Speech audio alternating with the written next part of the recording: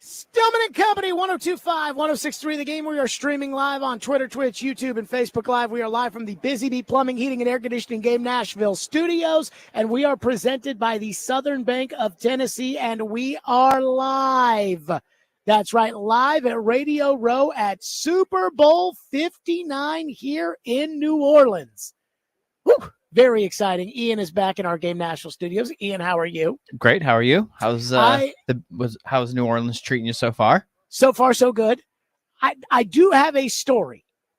You know, I think that a lot of times radio guys think that people care about their lives a little too much. You know, again, people, who gives a rat's ass about my day? You guys care about the Titans and the Predators and Vandy and UT, and I get it. So sometimes I think that, like, radio guys, sometimes they feel like entitled to share their life's experience with the audience. And again, I'm not convinced everybody wants that, but I do have a story from my travels yesterday. I'm also staying at the Chiefs Hotel, which just happens to be by coincidence. So there are freaking dogs everywhere. Like, Ian, you walk into the lobby of the hotel, and there's like 8 canines right there. Like the Army is out front of the hotel. They got snipers all over the place. Like, you got to have like a special Marriott Thought maybe it was card. like the Westminster Dog Show in town or something too. No. I mean, these are the don't pet the dogs. Then they're all over the place. So no contraband allowed. So I want to start with this. Albert Breer will join us from Sports Illustrated, their insider, in about, 30 minutes or so. By the way, we are loaded today at Radio Row. Solomon Wilcots. It's always a good spot when we have Solly on every year. He will join us at 3 o'clock. Thomas Dimitrov, former NFL general manager. We talk about Thomas a lot. He interviewed for the Titan job. He will join us at 4 o'clock today. And Ryan Leaf, the biggest bust in the history of the NFL draft. He will join us today as well at 4:30. So we are loaded today here from Radio Row. So I'm going to start off with kind of a gossipy segment, Ian, if I may. Sure. This is what I am hearing at the Super Bowl. Now, I don't want this to be misconstrued as this is Jared reporting these nuggets about the Titans, because that's not what I'm doing. But again, the Super Bowl every single year is probably the greatest cohesion of sports media probably in the entire year, specifically football media. And so there's a lot of football media. There are ex-players here. There are ex-general managers here. There are ex-coaches here. I mean, again, we're putting all those things on the show today. And so here's what I've heard, if I may. Let's start at the top with the quarterbacks. So the Senior Bowl was this week, and obviously neither Cam Ward nor Shedeur Sanders performed at the Senior Bowl or was at the Senior Bowl or anything like that. But there were a lot of the media people that I've talked to that literally just came from Mobile right to New Orleans for the Super Bowl. And there's some other people that are very tied into league circles that seem to tell me these quarterbacks stink. That, like, they're not even hiding it as far as, like, yeah, they're not very good. And I think there was a story Jeff Howe wrote in The Athletic over the weekend in which he said that he talked to sources, you know, in league circles who said that not only would these quarterbacks not go in the top 6 last year. So the first 3 we know would have gone before Ward or Sanders. And the consensus is Ward is the number 1 guy. But not only would these guys have not gone in the top 6, these guys, according to these personnel people, they're not very good at all, which I was a little surprised to hear. I thought I was going to hear some, well, you know, they actually think Ward's talent, blah, blah, blah, because this is the time of year where people start to look in the mirror and they start to see, well, if we don't draft Cam Ward, we don't have a quarterback. And if we don't have a quarterback, we can't convince people during the offseason that we're any good. So let's start pretending Cam Ward is good. And they're not doing that. Again, nobody's just going to come out and say these guys can't play. But the sentiment that I feel like I have heard here at the Super Bowl is that most people hate these quarterbacks. So that's the first little nugget that I've heard. Number 2, let's kind of work our way when it comes to the Titans hierarchy. Let's kind of work this way from the top on down. Number 2, people think Amy Adams-Strunk is the problem with the Titans. Again, that's not like it's some sort of groundbreaking, earth-shattering but I've talked to people about Carthon and Brinker and Vrabel and Callahan, and the sentiment is, yeah, I mean, that owner in Nashville, she doesn't know what she's doing. And that ownership there, they have no idea. They try something new every year. Every year they feel like they have the answer, and every year they don't. And they keep circling back to Amy.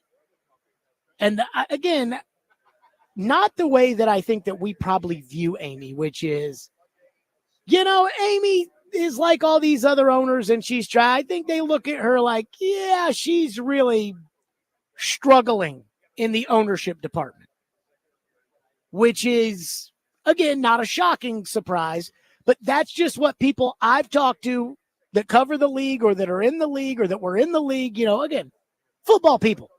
That is the sentiment is, yeah, Amy's the problem there. And so no matter who the GM is, no matter who the coach is, no matter I think there's this football feeling that is, no matter what, you have to overcome the owner. I was a little surprised by this nugget as we're on the topic of the owner. Apparently, there's a little too much Bryce Wasserman. And we've talked about Bryce Wasserman on the program before. Bryce Wasserman is Amy's future son-in-law. He's had various roles in the front office. I believe he's a lawyer, but I don't know.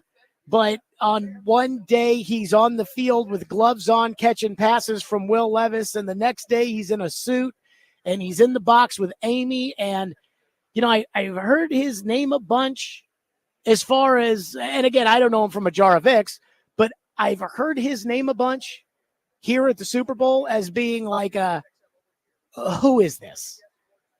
Like, why is this? Like, who is this Bryce Wasserman? Again, I don't even know his title. I think his title when Rand first got here was Chief of Strategy. And I believe his title has been changed to something. I don't know. Who cares what his title is? His title is owner's future son-in-law. And apparently there are a lot of people that think he's trying to cook in the kitchen. And it's like, if you go to Tennessee, and a lot of teams have, for cocktail situations or family members or the owner's a little too hands-on or something like that. But I was told, it's a little too much Bryce Wasserman. Like, they need to kind of push him off to the side a little bit. And maybe all these ex-general managers will do that. Maybe that's the job of one of these guys, Ziegler or McKenzie or something, is like, hey, you patronize Amy's son-in-law over there while we go try to find good football players. But I did hear that today. I was a little surprised because I was told, like, hey, there's a little too much Bryce Wasserman in the mix. Again, I don't know him from a jar of Vicks, and I don't know. Maybe he's the mold of Amy. Like, again, it wouldn't be a very – I'm trying to think of – it would be pretty obvious that this is the direct link to Amy. But that is a concern amongst people in the league, is not only is Amy out there, but also the bigger issue being that there's too much of this 25, 28-year-old lawyer who is in the front office, who's got, again, his hand in the cookie jar. I'm a little surprised by this nugget I wrote down on my list of things. And again, I've talked to people in and around the NFL. Okay. I haven't really heard anything bad about Chad Brinker. I got to be honest. All right, good sign. I'm a little surprised. Everyone loves AI. I have not heard really anything bad about Chad Brinker. I haven't heard anything that's like over the top good about Chad Brinker, but I haven't heard anything bad. I haven't heard anybody say, can you believe that so-and-so Brinker, he stabbed Rand in the back, he this, he that, I didn't hear that, which I'm a little surprised by too. I didn't hear anybody that's covered the league, especially people that know the Packers. They haven't come out and said, oh yeah, Brinker, he's freaking full of crap. Didn't hear that. In fact, what I've heard has been kind of respectful as far as Brinker's concerned, that like, yeah, Brinker, he knows ball. He's trying the best. Now, I did hear from somebody who said, look, man, that GM job, that's not a real job. You're kind of GM plus, or I would guess GM minus, that Brinker's the But my understanding, and this is what my understanding is Brinker is going to let Mike Borgonzi do whatever he wants. Again, I don't know that, but that is just the sense that I've got. But again, when it comes to Brinker, I was wondering if anybody out there was going to say something like, he's a backstabber, he's full of it, this is bull crap, I was thinking, we'll see. And that wasn't the case. So nothing bad about Chad Brinker. And then this one, even I'm a little uncomfortable saying this, but remember the Paul story about Rand sleeping on the plane? And remember how everybody got all up in arms? Derek was all mad about it. Who's watching Rand sleep on the plane? The sentiment that I get amongst football people that cover the league, the sentiment that I'm getting is that Rand Carthon's kind of lazy. And nobody wants to say it. So nobody wants to say it because they're afraid that if they say it, people will get upset. And I think we know why people will get upset if they say it. Again, I think we kind of know how some of this works. But that is a sentiment that I have heard, is that it does feel as if the reason why it didn't work out with Rand is because people think that he's a little lazy. And that, again, not a little lazy, a lot lazy. As far as, the work he was putting in inside the building, that the hours just weren't enough. That it was pretty obvious. Nobody wants to say it because, again, you feel like you're perpetuating a racial stereotype, and I understand that. I totally get that. But that is the sentiment here, is that, Rand Carthon, great guy, good schmoozer, good personality guy, good this, good that, but kind of lazy. And the final thing I'm hearing is there may not be a tag on Sam Darnold when it comes to the franchise tag in Minnesota, which would mean that he is free to sign with anybody, and that includes you. People are thinking, probably more in the $30 million range than the $40 million range I've talked about, but I've been hearing that apparently Minnesota, again, I'm not reporting Minnesota's not tagging, but I've been hearing that Minnesota may not be interested in tagging Sam Darnold. So that's what I'm hearing from Radio Row at the Super Bowl. 615-737-1025 is our phone number if you want to weigh in. That's 615-737-1025. We'll get to your phones. Plus the big news of the day that does not have anything to do with the Titans. And I'm going to squash the idea that it could have something to do with the Titans. We'll do that next. Stillman & Company, 1025 The Game.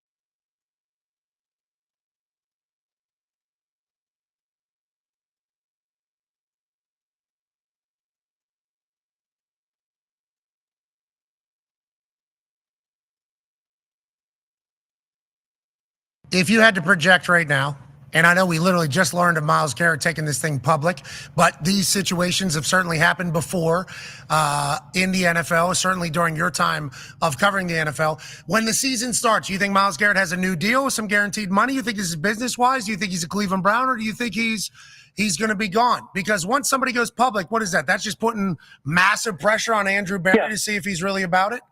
Okay. But you know what? Deebo Samuel issued a trade request to the 49ers 2 years ago. He's still there. Brandon Ayuk issued a trade request to the 49ers last year. He's still there. So when you issue a trade request in the NFL, it's not final that you're being traded.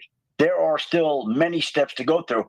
And again, the Browns have been very public in the idea that they're not moving on from Myles Garrett. They're not trading him, which is why I come back to the point is how difficult is Myles Garrett willing to make life for them? Yeah. Is he going to make it such that they have to trade him? If you're the Browns, you go to Myles Garrett now. You say, Myles, I know you want to be out, but we want to make you the highest paid defensive player in football. You feel any better? No. I don't. I still want to. Oh, you still want to? Okay, we want to make you the highest paid defensive player, and we want your input on what we should do at quarterback now and what you think are some guys that you think could help the team. You feel better now? No? Okay, like what can you do to make him feel better? Usually when a player hears that he's the highest paid something player in NFL history, I'm not telling you that will happen. I don't know how Myles feels, but sometimes that makes a player feel better and change his mind. There you go. That was Adam Schefter today on Pat McAfee's show. And again, the big news around here at the Super Bowl is, did you hear Myles Garrett wants out with the Cleveland Browns? Which, Ian, I got to tell you, I was like in my own world, getting everything set up here and figuring out who's going to be on the show today. And I was kind of all in my own way. And I guess that regard that I don't want to say shocked, but it just wasn't on my radar. And I heard that and I was like, oh. Yeah, I mean, it felt like it kind of came out of nowhere. Okay, Myles Garrett, like that would be. So I don't know what the reaction back home is. Like I didn't hear what DVD had to say about it. If they had to say anything about it, I didn't hear that. So I'm just going to tell you what I think, before we get there, which is Myles Garrett is not coming to the Titans. So if there was any question as to, Jared, could we get Myles Garrett? The answer is no. Like Myles Garrett's not coming to the Titans. Myles Garrett's going to want to go to a good team. I do think there probably is some truth that Myles Garrett wants out of Cleveland because A, Cleveland sucks, and B, there is absolutely no shot that they're going to get out of that trouble in Cleveland. Now, again, like Shefty said, sometimes, hey, being the highest paid player, that's good enough. Sometimes that's good enough. But I just, again, if he really wants out, he wants to go to a bigger market. He wants to go to a better team. He wants to win a Super Bowl. And again, we're talking about the Titans. The only team that is, worse than Cleveland is right now. So Myles Garrett is not coming to the Titans. Before anybody says, Jared, what about Myles Garrett? But I did have a conversation with a couple of people, again, around the league. Not going to say in the league, because when you say in the league, you're talking about a coach, a GM, somebody who's, rocking a New Orleans Saints or Green Bay Packer hoodie. And these guys were not. But I did talk to some people today, and I asked this question, which was, if you offered the Browns the opportunity to flip from 1 to 2, so again, you're just swapping one spot, but you're getting ahead of the Giants, who may swap from 3 to 1. You're getting ahead of them, so you get to pick your quarterback. So you get, like, if you like Ward, don't like Sanders, you like Sanders, you don't like Ward, you don't have to worry about anybody else. So you swap from 1 to 2, plus 35. Would Myles Garrett do that deal? Would Cleveland do that deal for Myles Garrett? Now, again, Myles Garrett has to be in on the deal because Myles Garrett's going to get an extension. So you have to keep him in the mix. But I do wonder, like, is that enough compensation? Like, what's the compensation for, I don't know, the fourth best pass rusher in the NFL? Like, what's the compensation if Myles Garrett is really truly hitting the market and really truly wants a trade? And again, there could be a bunch of reasons that Myles Garrett wants to be traded, not just the fact that the Browns suck, though it does feel like the reason he'd want to trade is because the Browns suck. But what would be fair compensation? I mean, I'm not giving him the number one pick overall. You're not getting that. I mean, the Titans can't not have a first-round pick in a year that they're picking number one. They'd have to get Joe Burrow in return to do that. Nobody would do that. But, so it's not going to happen. He's not going to consider the Titans. I don't think the Titans would have the firepower that would be necessary or that would be palatable for them to even do it. But what about that? If he really wants out, and if he were to be willing to come here, you'd have to sign him to an extension that makes him the highest paid defensive end in the entire NFL. And it's not even probably the highest paid defensive player. And it's probably not even like one of those Fugazi contracts. Like you got to give him real money. Like you got to pay him. But if you did, would they take the opportunity to flop from 1 to 2 plus 35? Or is that not enough? They'd probably counter back and say they want like 35 and next year's 1 on top of it, which that's too much for me. My guess is the going rate for a bad team to acquire Myles Garrett is probably 2 1s and a 2, if I had to guess. 615-737-1025. Our phone line is driven by WilsonCountyHyundai.com. One texter says, I don't think that Cam Ward or Shedeur Sanders are better than Bo Nix or Michael Penix Jr. were last year. That is the sentiment that I am hearing here at the Super Bowl. Now, again, we're going to have a lot of people on. You know, we're going to have Jim Miller, and we're going to have Jim and Pat from Moving the Chains on Sirius XM NFL Radio. We're going to get Jim and Pat on this week. They were at the Senior Bowl. They called the Senior Bowl. Now, again, Cam and Shedeur didn't play, but, I mean, they talked to everybody. They talked to Mike Borgonzi this week. They talked to Stephen Jones this week. Love that. And those guys talk off the air, too. So we'll see what everybody has to say about these quarterbacks. I'm just telling you, the consensus I get from everybody I've talked to is these quarterbacks ain't that good. And not only are these quarterbacks, Ward and Sanders, not that good, they are not better than J.J. McCarthy was last year. They are not better than Bo Nix and Michael Penix last year.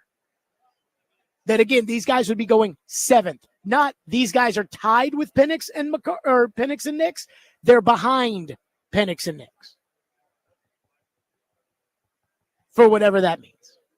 615-737-1025. So, the power structure in Tennessee. Remember Albert Breer's report, Ian, a couple of weeks ago about how Borgonzi had final say, but then Paul refuted it and said Brinker had final say. And so Bert Breer's going to stop by. He's going to join us. I'm going to ask him, okay, so what is actually going on here? And I do wonder this. If the Titans GM job, and I talked to somebody today that's like, yeah, that wasn't really like a big GM job because of Brinker. If it's not, then why would Borgonzi take it? Breer joins us next. Stillman and Company, 102.5 The Game.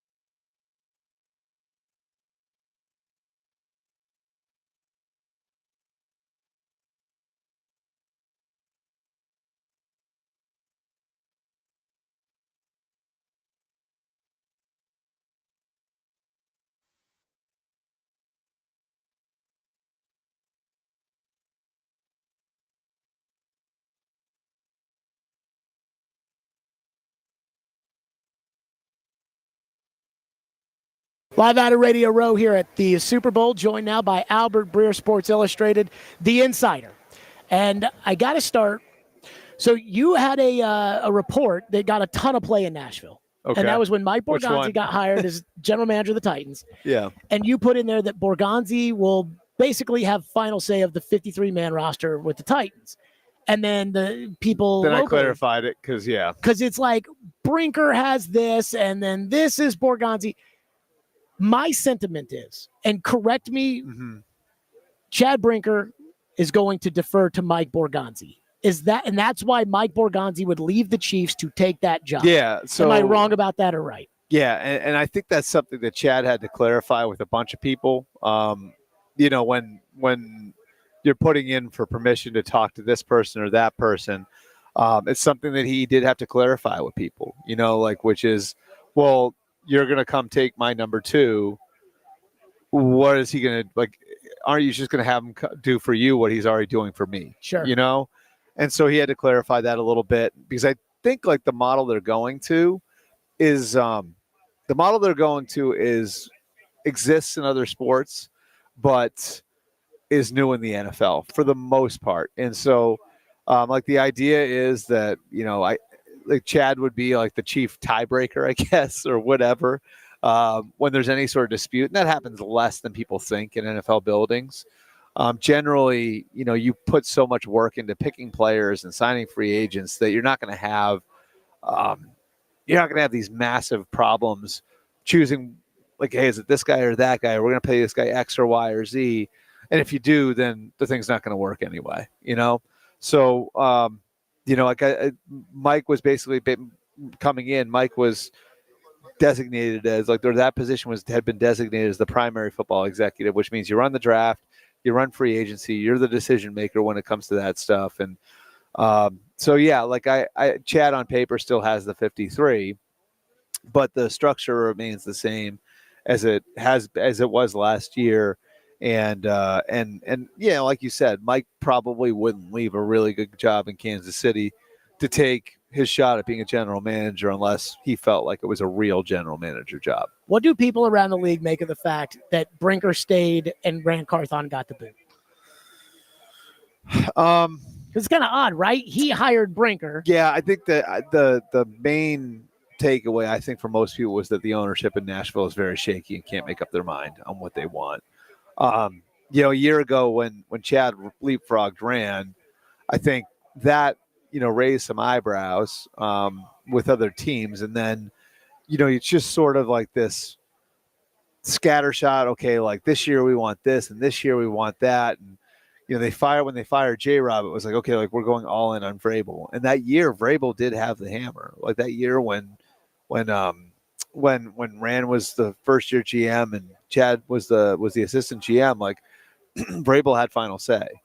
And then that turned over when they turned over the coaching staff, and then they make the decision to move on from Rand and fill in underneath him. And so it's I think that the main takeaway most teams have looking at it is that their ownership is all over the freaking place, and do they know what they're doing? Now, I would say in Amy's defense, like she's still relatively new at some of these things, and there are lots of owners that stumble, quite a bit early on, and she's certainly stumbled quite a bit early on. Albert Breer with us here on the program. So, what do you make of Chad Brinker's position? Because I know you brought up this other sports thing. That's something the Titans have told me for like a year and a half. They're like, other sports, they do it this way, and in some places it's president of baseball operations and general manager. Yeah, the idea is the job's too big for one person now. The general manager job is too big. But I've even told the Titans this. I have a hard time being lectured that the general manager job is too hard for one person by the worst team in the league. Like when the other teams in the league, like Howie Roseman, the job's not too big for him in Philadelphia.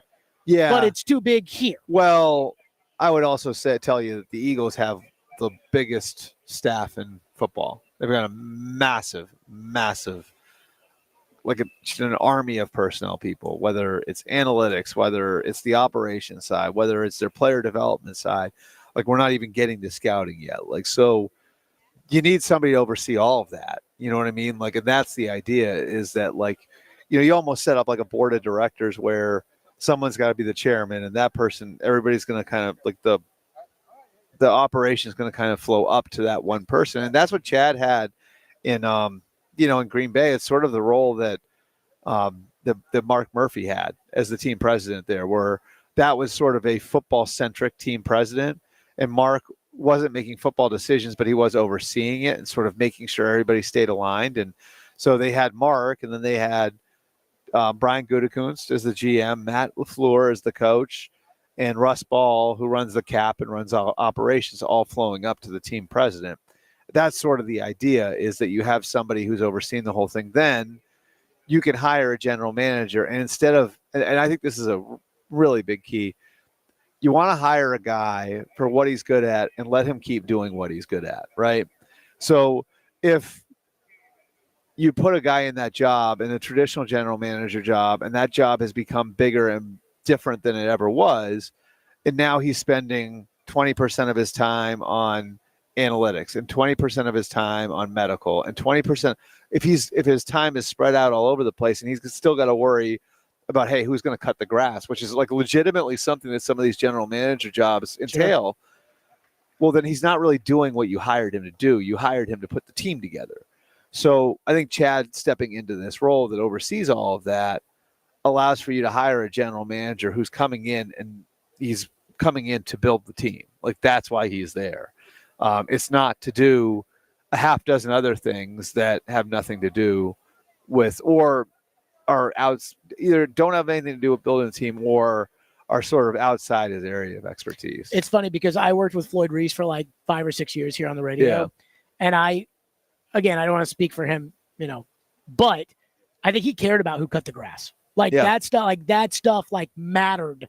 And I think now it's more like, hey man, I'm just here to put the football team together kind of stuff. Like, it's more sectioned out that way. Albert Breer with us.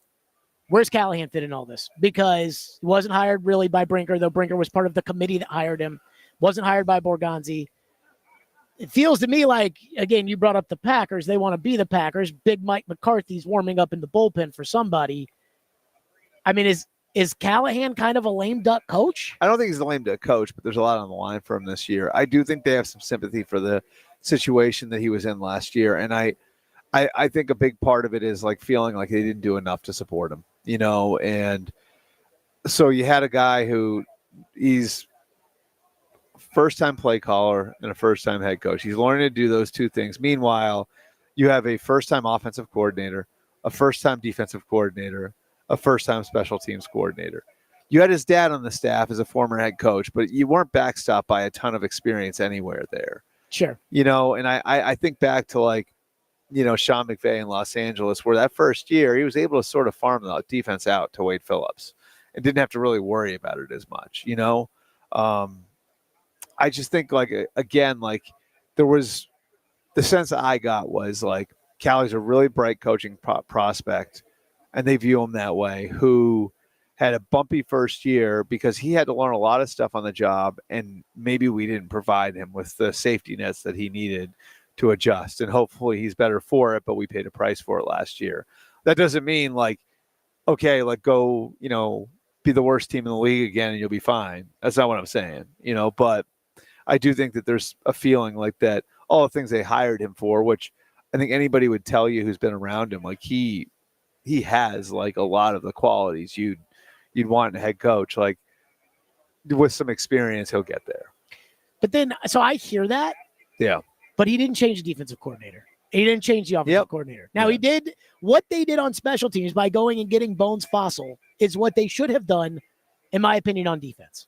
That they should have gone and gotten a veteran defensive coordinator. Yeah. And to your point, Vic Fangio, here's the defense, take it. Wade Phillips, here's the defense, take it. Brian Flores, here's the defense, take it.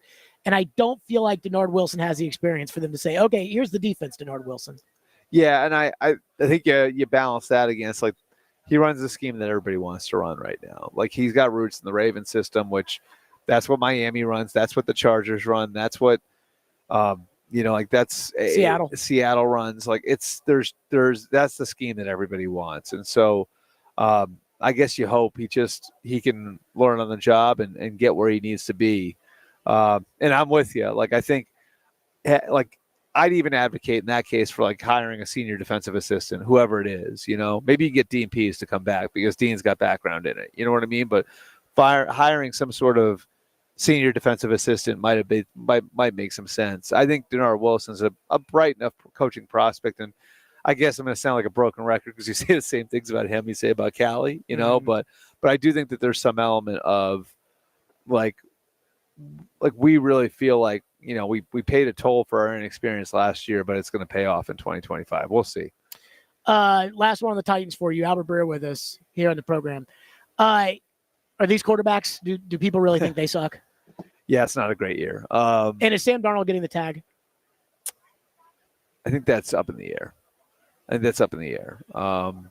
They feel really comfortable with J.J. McCarthy to the point where they may let him go to market and say, go see what you can find out there and come back to us. Like, I don't think they're throwing him out. But I don't think it will be the end of the world for them if they had to go with J.J. McCarthy based on how fast his rehab has come along of late, like after the second cleanup surgery.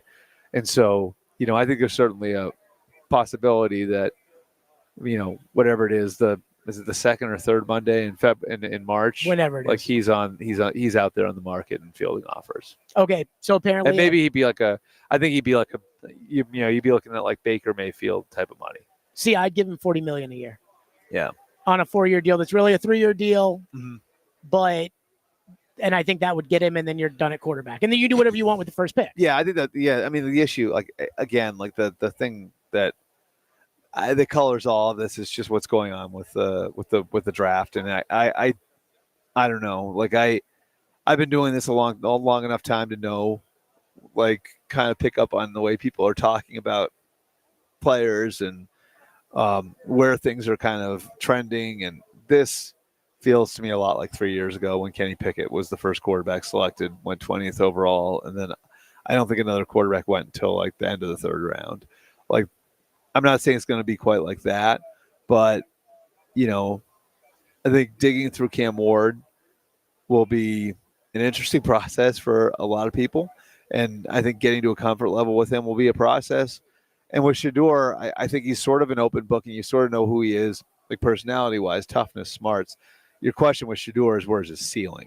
You know what I mean? Like, it's like, does he have the ability to, in 3 or 4 years, have a team competing, if you're in the AFC like the Titans are, with Joe Burrow, Josh Allen, obviously Patrick Mahomes, Lamar Jackson? Like, is he going to get you there? Or in 3 or 4 years, are you going to be looking at it and saying, yeah, he's fine, but it's not good enough? I think that's the risk with Shedeur. All right, last one for you. So apparently I pissed off Patriot fans. I guess so. Yeah, I heard your name a lot on the radio up there, so I don't know what happened. I just said that with Vrabel, he's like Bill. He's smart. He's a hardworking coach. He knows ball. He knows what he likes. He likes it, but he's like Bill. I don't know if he only trusts his coaches. He does things his way. Insular. He's not Vrabel. Vrabel is not going to change. So when I heard him hold the press conference, with Vrabel, it's so easy to read between the lines. We call it Vrabelese when he speaks. Yeah. So he was asked a question at his opening press conference about Elliott Wolf, I guess he was a holdover personnel guy.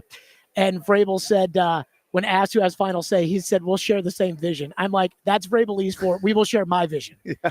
And he brings in his buddies. But if you notice, what is the deal with this? Because I saw today they hired Todd Downing to be the receivers coach. So they don't hire the Vrabel buddy to be the OC because McDaniels is kind of more, I think, of a Robert Kraft guy. Yeah. But now he brings in Todd Downing to kind of babysit him. He's the Vrabel guy who's the receivers coach. He brings in Doug Marrone to be the line coach, but then he brings in his guy, his buddy, Jason Hodeling, who has no experience outside of working for Vrabel. He brings him in to be the assistant O-line coach. I was surprised he didn't bring his best buddy, the special teams coach, who's now in Miami, who was a train wreck. I'm shocked he didn't bring him with him. But again, Brian Cowden, he's not going to be the GM, but he's number 2. He's Vrabel's buddy. It's the Vrabel buddy crew, just like the Belichick buddy crew. So you're saying the clique is there. That's the Vrabel buddy crew, just like Bill. Yeah. And the first thing that's going to happen is this. My guess is Vrabel has decided, he's told Kraft, like, hey, you want to have McDaniels, we'll get you McDaniels. Yep. You want to pay for Marrone, we'll get you Marrone. But at the first shot he gets to kick Elliott Wolf out, he will. And the first shot he gets to kick McDaniels out and put in Downing or Tim Kelly, he will. That's Vrabel. He is, in his opinion, the smartest coach there ever was. And so he might be. When he was going to move LaFleur out to quarterback's coach. When he was going to move LaFleur out, and then he was going to promote Arthur, even if LaFleur if LaFleur hadn't gotten the Packer job, that he would have moved on from. Well, LaFleur. The only reason Arthur got the OC job was because LaFleur was trying to take him to Green Bay. Yeah. So LaFleur got the head coaching job, was trying to take Arthur. him. Arthur's a Vrabel guy, though. I don't know. I've heard some people that have said that Arthur may never work for Vrabel again. Yeah. I mean, Dean Pease was a Vrabel guy, and now he's not. Well, I mean, I know one thing about him. I've been around him a lot. I've known him a long time. I think he's a really good coach. Vrabel? Yeah. Oh, I think Vrabel's a great coach. I think he's a really good coach. And I think, let me turn it around on you. Did they make a mistake firing him? I mean, I think they made a lot of mistakes. It's on the, I would have fired Vrabel at the same time. I would have just completely cleaned house, gotten rid of Rand, gotten rid of Vrabel, and just started over. But, I mean, to me, So why would you have fired him? Because Vrabel had been given, there was too much toothpaste out of the tube in terms of the power that they had given Vrabel. Vrabel's not a personnel guy. Yeah. And again, like I said, I don't want to sound like name drop Floyd, but I worked with Floyd long enough. And he was a coach. And then he was a personnel guy. And one of the biggest things was the personnel guy's job is to kind of keep the coach from screwing things up. Yeah. And I understand the dichotomy between the two. I asked Vrabel when John Robinson got fired. I was like, do you think you're qualified to run the organization, to be like Pete Carroll, Sean Payton, Bill? And Vrabel eased it and saying yes. So once that too, you can't demote Vrabel at that point and say, hey, you just coach. If they could have done that, then I would have kept Vrabel. But once he didn't respect Rand and he had pissed a lot of people off. To me, the moment where the Titans really went down the toilet was when they fired John Robinson in the middle of the season. I mean, who does that? Yeah, that was weird. And for whatever it's worth, I had heard a lot of it was Amy wanted the building. This is going to sound so stupid that Amy kind of wanted the building to be a happy place, and that she didn't like the tough, hard-nosed, and that honestly wound up hurting Vrabel last year in the in that hiring cycle where I think people thought he would come in and walk all over everybody, and that's why they didn't want to hire him, because a lot of these owners, as much as they say they will prioritize winning, it's they also want to be involved. They also want to be able to walk in and Sure, it's why Brian Schottenheimer's the coach of the Cowboys. Be part. Oh, what a great show! What a great environment we have here. That wasn't that's not that program. That program, trust me, I've been around that program since I started covering the league. John Robinson and Mike Vrabel were both from that program. The Bill program is a tough, hard-nosed program that you need a certain type of player and person to operate at a high level in it. Do you think that the Crafts are giving Vrabel the keys and saying it's all yours? Yeah, not on paper, but I do think everybody knows the score. I'll put it that way. I love this because now we're going to see. Again, the Boohoo Vrabel crew, if all of a sudden Vrabel goes and he wins a bunch in New England, they're going to be as loud as they've ever been. The Boohoo Vrabel crew, is that a real thing in Nashville? I mean, there's some people that boohoo about Vrabel every day. Yeah. I mean, but they're going to be a really loud faction. Yeah. If Vrabel stinks in New England, there will be a lot of people. Well, and he's never had a quarterback in Tennessee with the ceiling of the one that he has now. I mean, look, Mariota was taken second in the draft, and after the first 2 years, everyone thought he was on his way too. So I'm I don't trust Vrabel to develop a young quarterback, but with McDaniels there, maybe he'll do it. Albert Breer, thanks for stopping by. Sports Illustrated. Stillman and Company, 102.5 The Game.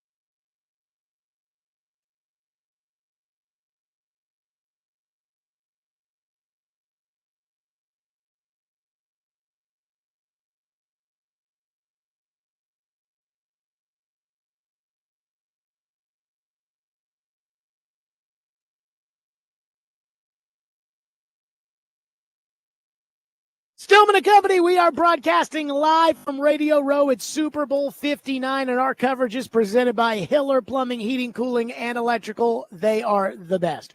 Great stuff with Albert Breer. Solomon Wilcots is set to join us coming up. Again, you know Solly. Always a good spot with Solly on the program. Former NFL player, and now he's on Sirius XM. He called the Titans games with Ian Eagle all those years at CBS. They would always seem to get the Titans one way or another. So Solly will join us coming up.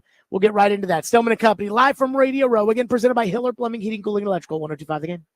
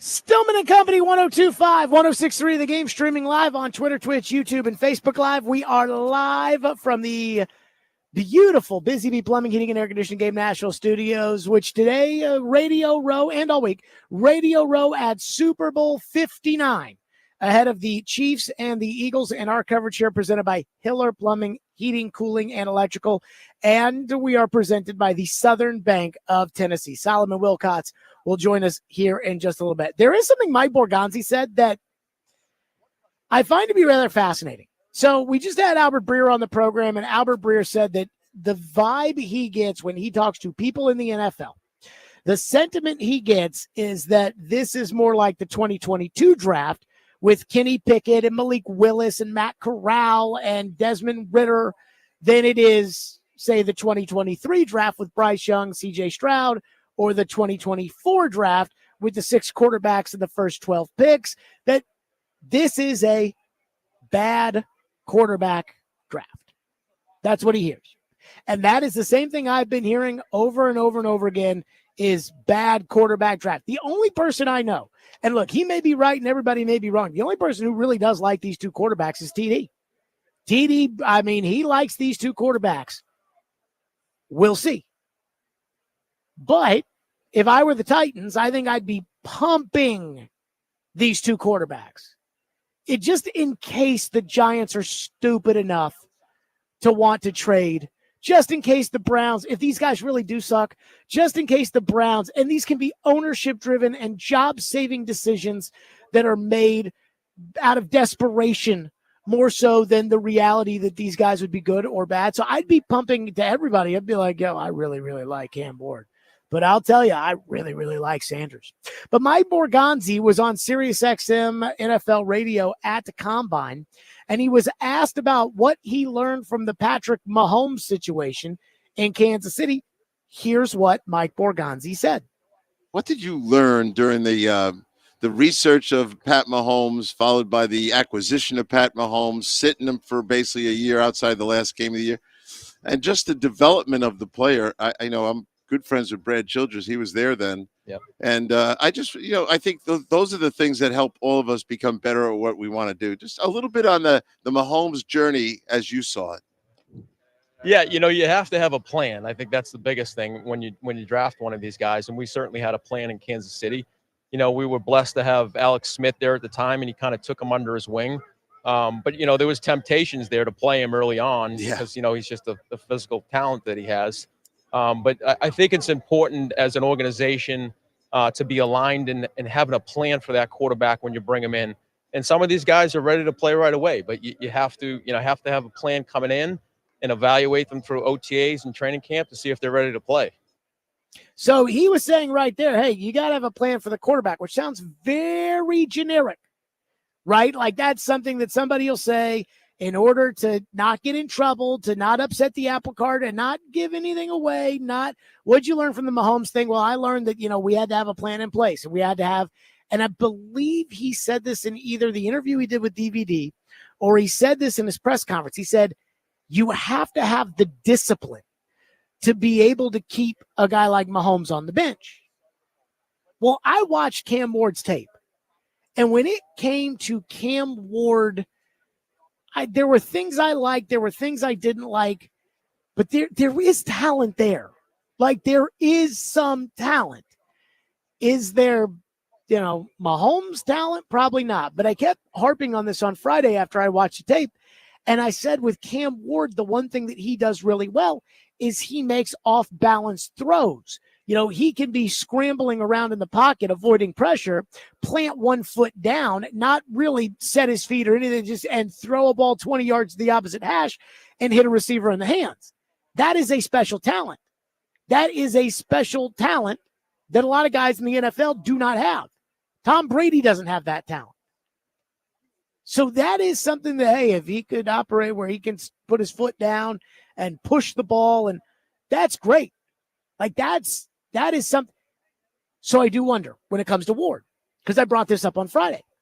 And I said, if you draft Cam Ward with the number 1 pick, which again, just from all the talk that everybody has around here, it seems hard for me to believe that they would use the number 1 pick on Cam Ward, given that, again, Albert Breer just referenced the Kenny Pickett draft class.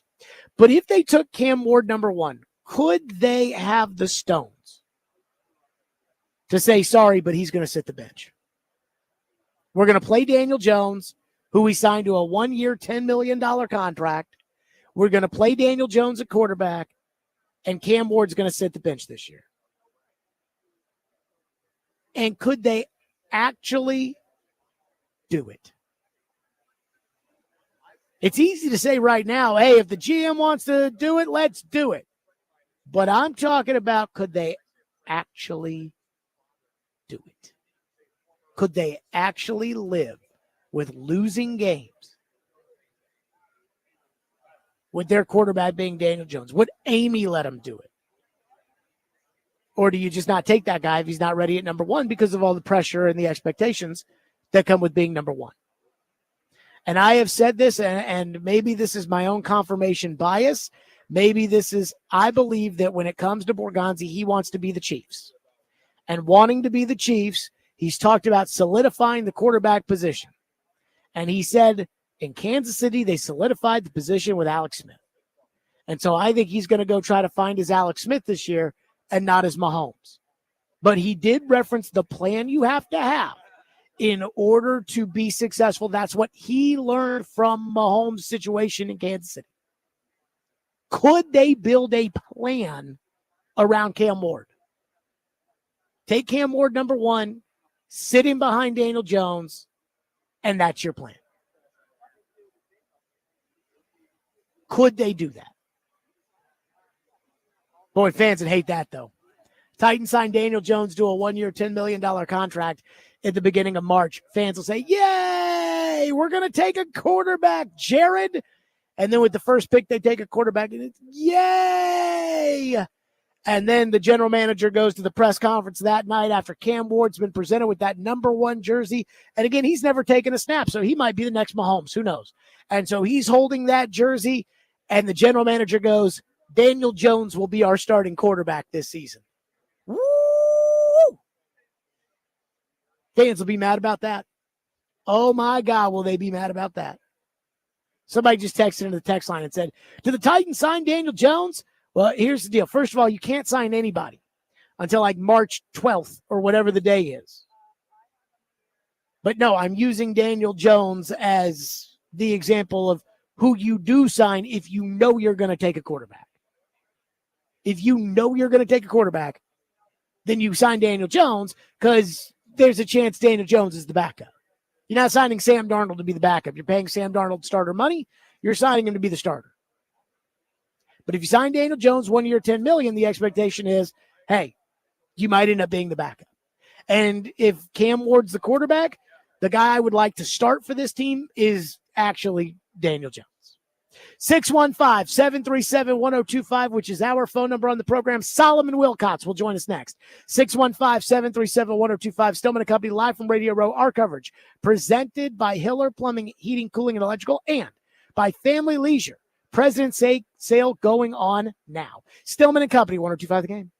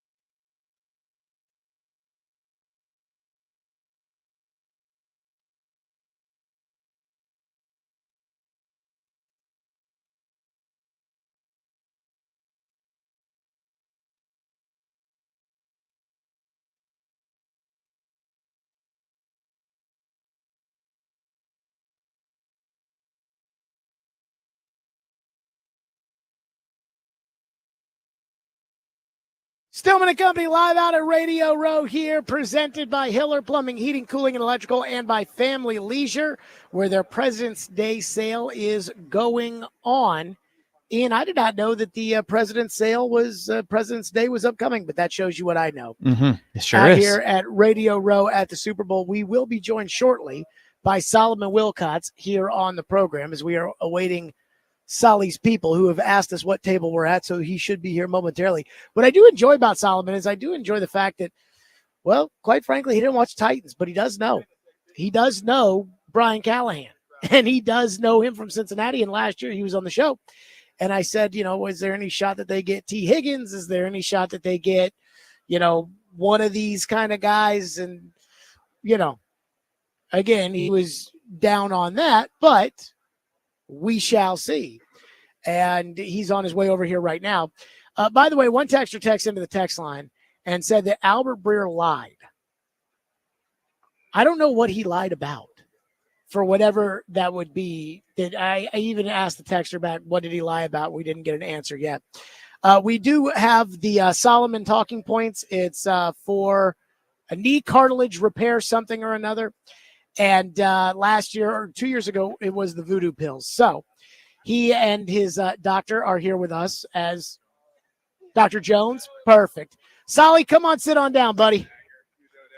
We'll get you right here. And then we'll hand it off to your doc here. Solomon Wilcots, Dr. Jones, nice to meet you.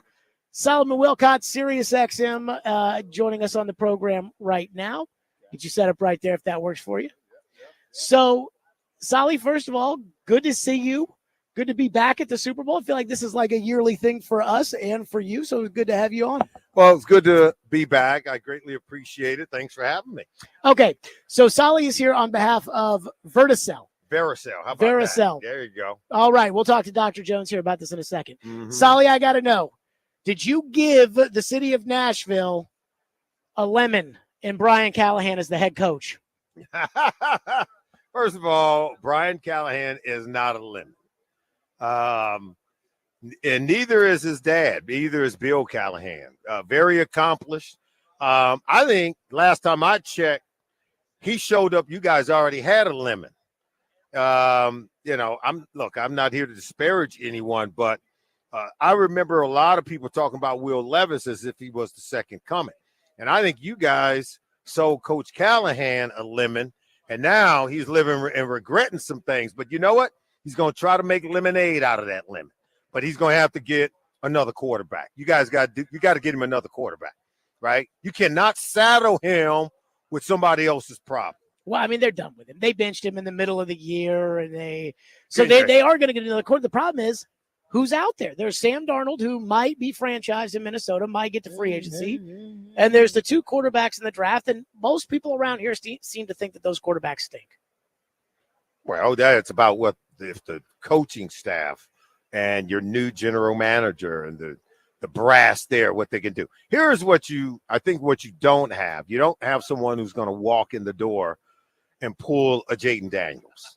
No, not you. I don't think you're going to get someone to walk right in and become C.J. Stroud. And I think what we've seen the last 2 years, because only one quarterback like in each draft class has done it the last 2 years. And then you got to go all the way back maybe to, I don't know, Dan Marino since it was done. I don't know. But I think you see over the last couple of years, it's happened with one guy, and that's become the norm for some people. That's become the expectation at least. And I think you'd be totally out of line to think that you're going to find one of those quarterbacks in this year's draft and think that next year you're going to be the Washington Commanders. How much of it, when it comes to the quarterback and drafting one of these guys versus how much of it is what's around the quarterback, because the Titans don't have a lot there, but they can maybe improve some of that, and how much of it is just what's inside of the quarterback? Quarterbacks can't win games by themselves. I think so much of us, we all grew up watching movies, probably watched a good Western or two, right, during your day.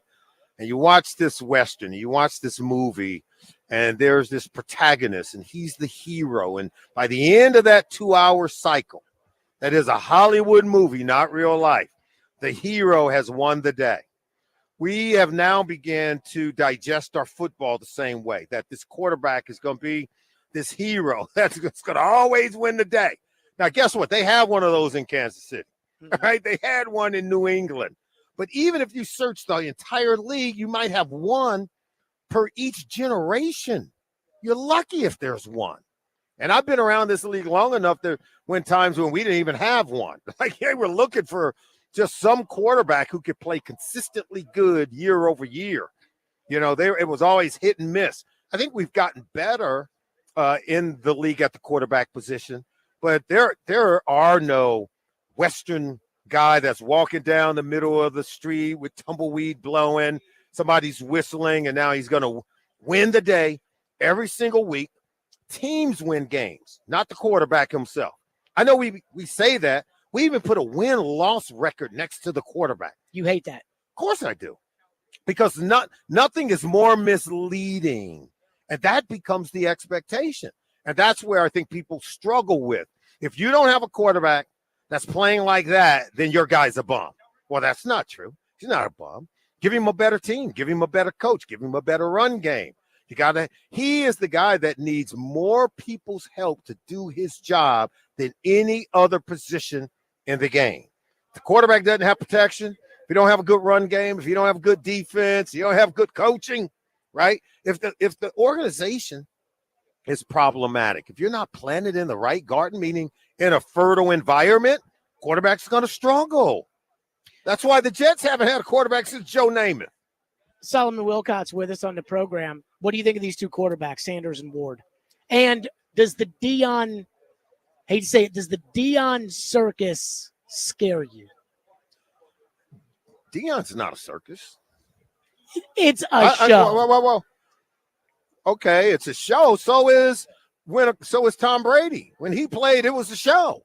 Not until he became Tom Brady. He was a show for 22 years in this league. Aaron Rodgers, quarterbacks come with certain flair.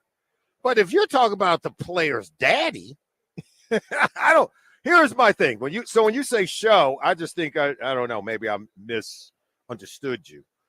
I think, I'm going to just say this. If you take a young man, you would want him to have a father that's really invested in that young man's growth, development, in their career. That's what Deion has been for him. He's been his coach. He's been his mentor. He's been his father.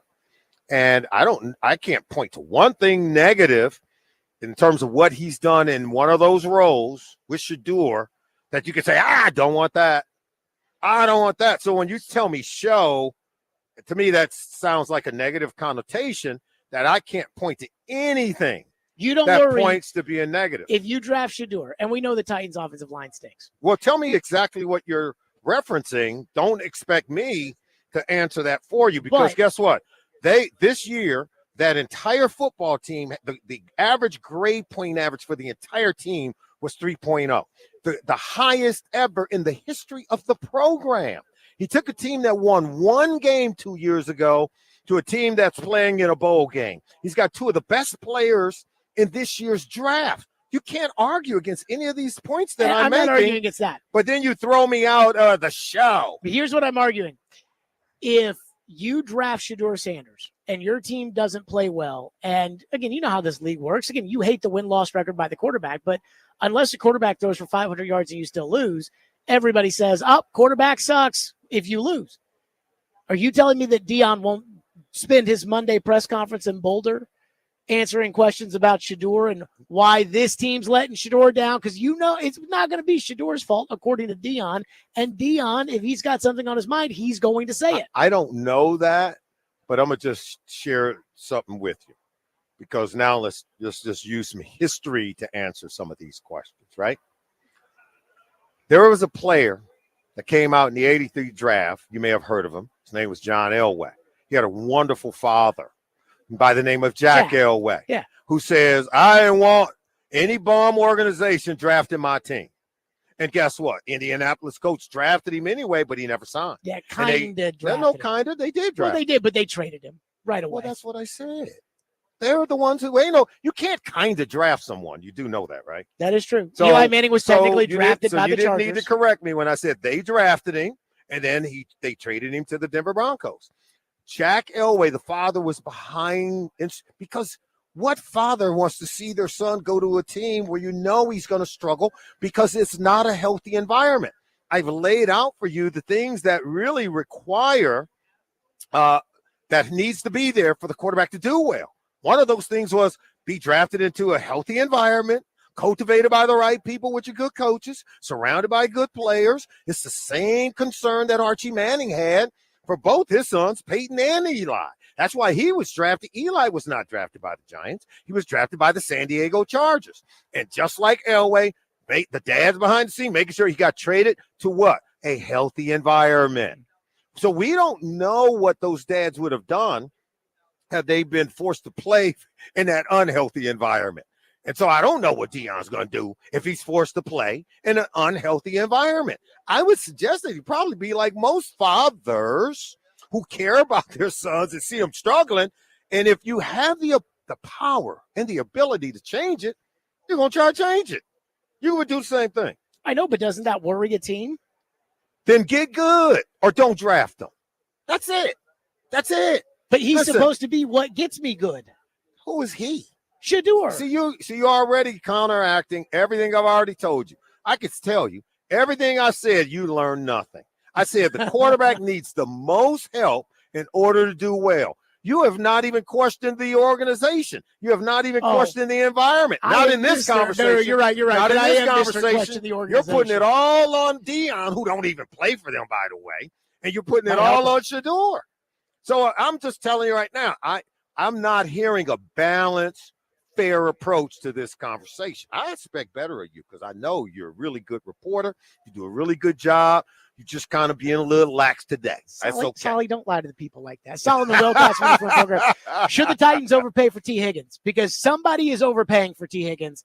I'm worried about the injuries. I'm worried that he's really more a number What injuries? two. Well, he hasn't had any, last year. He hasn't had any operations. He haven't had any surgeries. He missed like 4 or 5 games this past year. That's because people. That's right. But they're all. Look, this guy's a great player. He is a great player. And he's not going back to Cincinnati. He's from the great state of Tennessee. I'm sure he'd be happy to come back and play for his home state.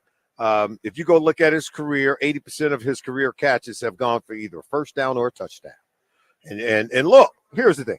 Brian Callahan knows who and what T. Higgins is. He knows what kind of player he is. This dude is a great young man because not once has he chafed under the success that he has seen from his teammate, Jamar Chase. Anytime Jamar has been hurt and Jamar has missed some time, T has risen and become the number one in the offense. When he's asked to kind of recede into the background, be a number two, and hey, you're going to get limited options or limited opportunities, he still played under that role without complaining and still excelled.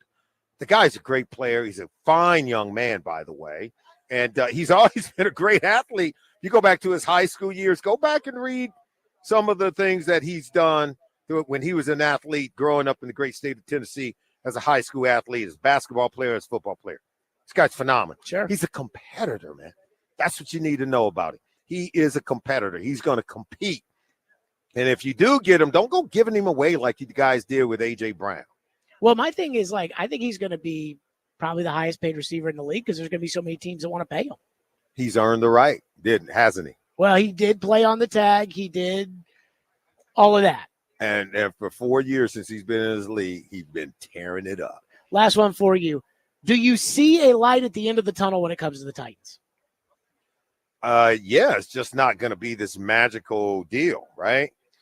I thought this team could be, let's say, right around 500.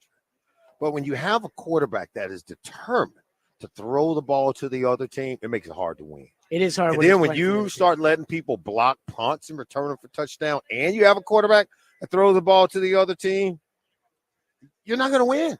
You're just not going to win. You guys had 2 quarterbacks who like to throw it to the other team. Yeah, they both stunk. They both did. And then the punt.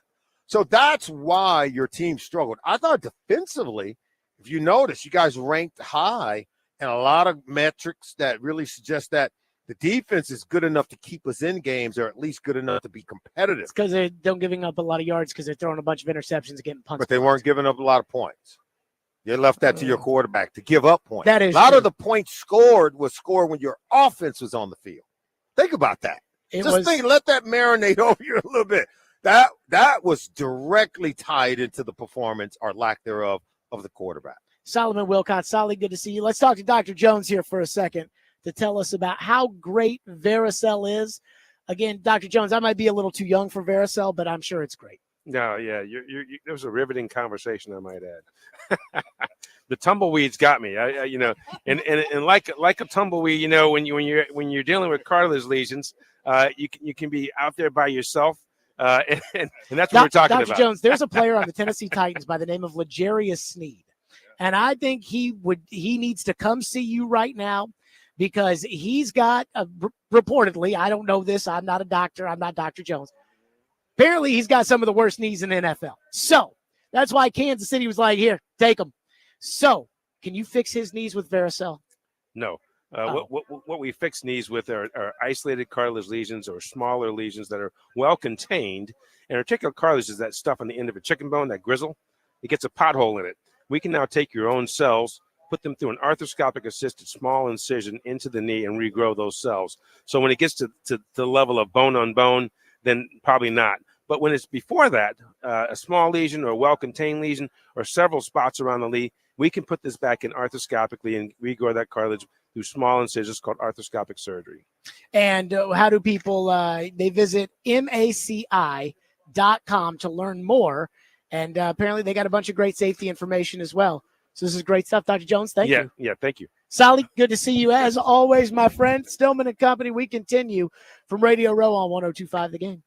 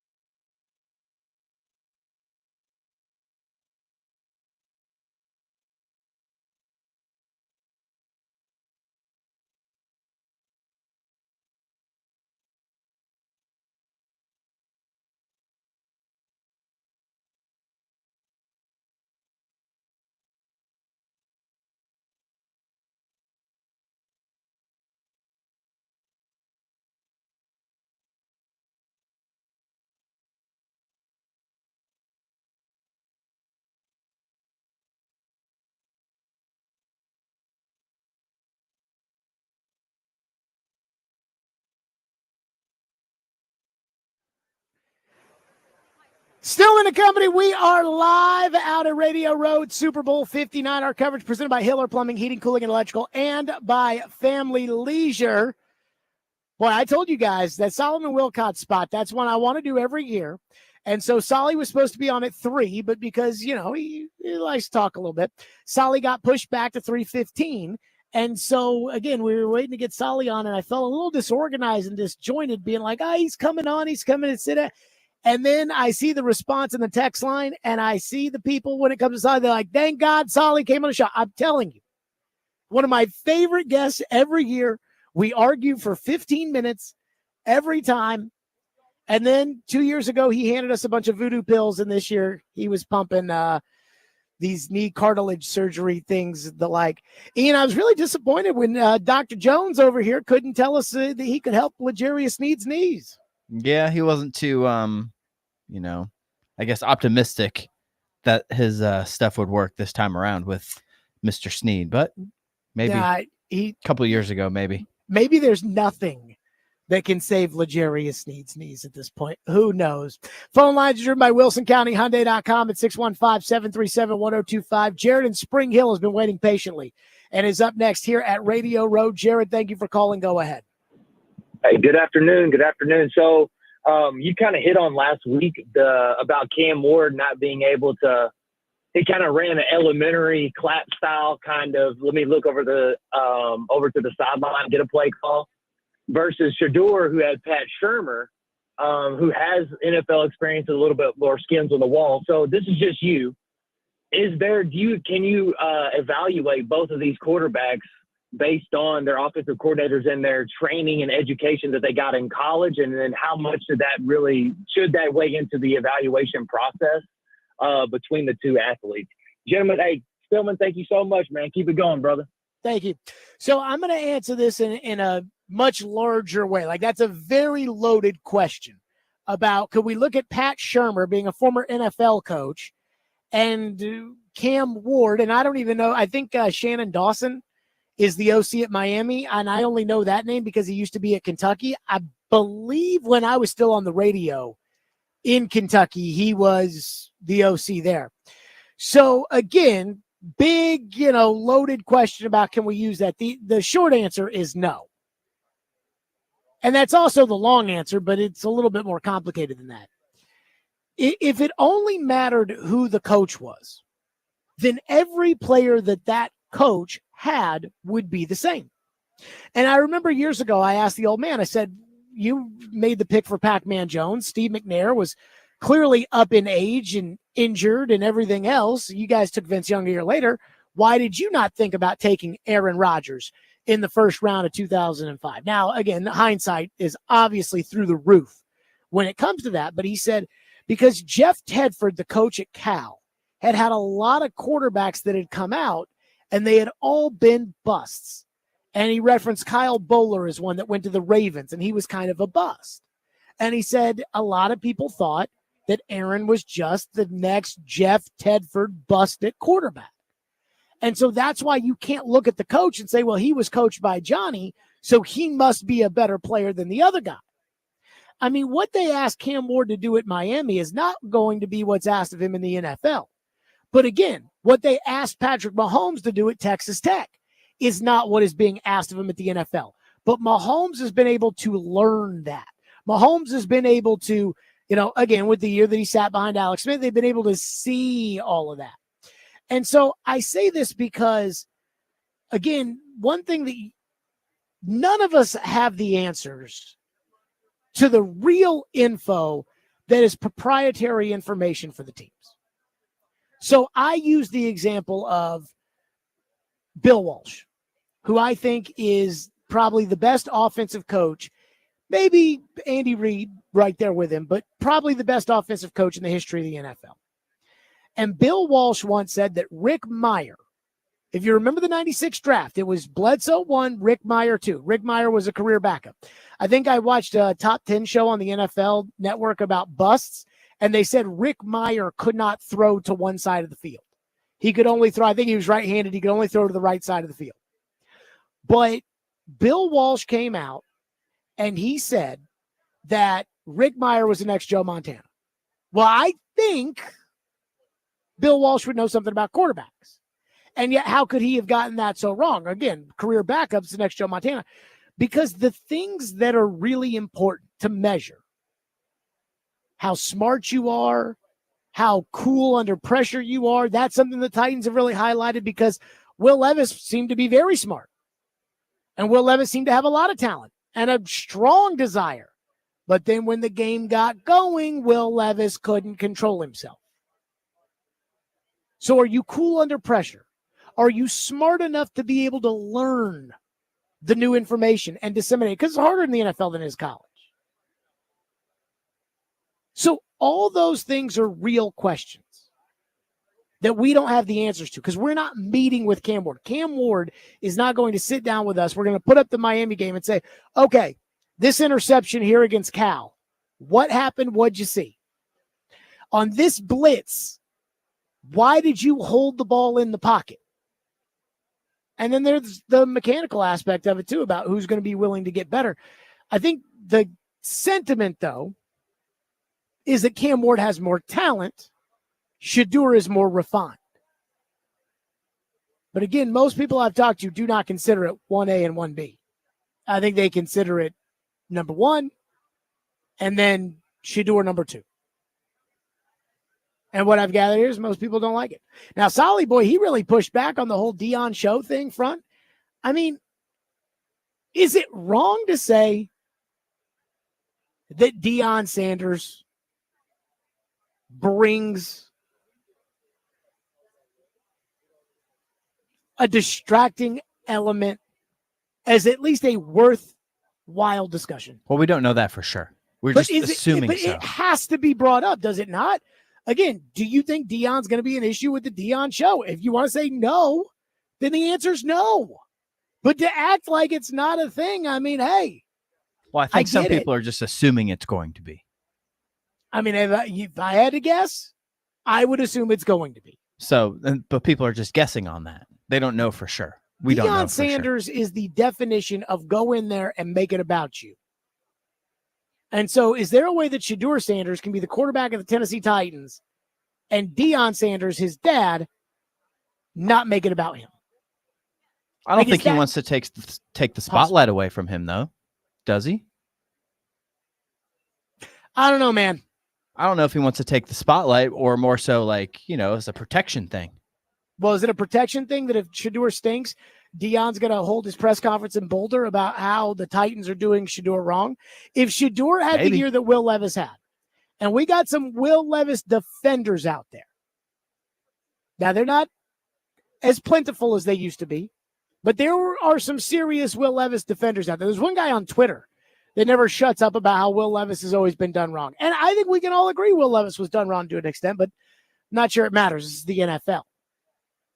But if Will Levis was Deion's kid, would Deion have just let him get drugged through the mud the whole season, or would Deion have been pushing back? What if they want to bench Shedeur?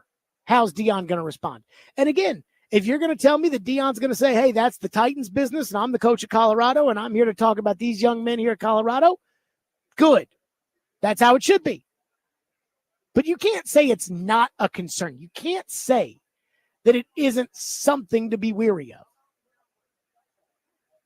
And again, in the two situations Solly brought up with Jack Elway, who really just didn't like Frank Kush, the owner of Frank Kush, the coach of the Colts,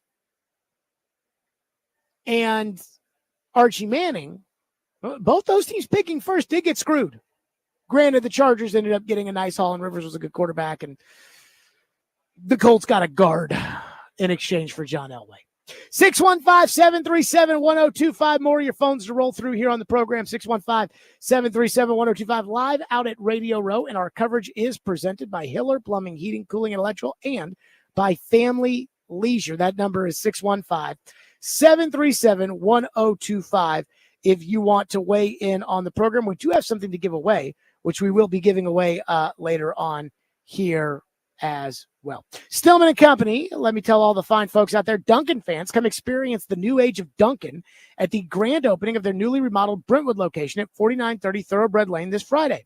Dunkin' will be giving away 100 days of free coffee to the first 100 guests in line starting at 8 a.m. That's right, 100 days of free coffee for the first 100 people. Plus, Robbie and Retro will be broadcasting live from 6 to 9 a.m., and we'll have Preds tickets to give away as well. So enjoy that. Stillman and Company, 105 the game.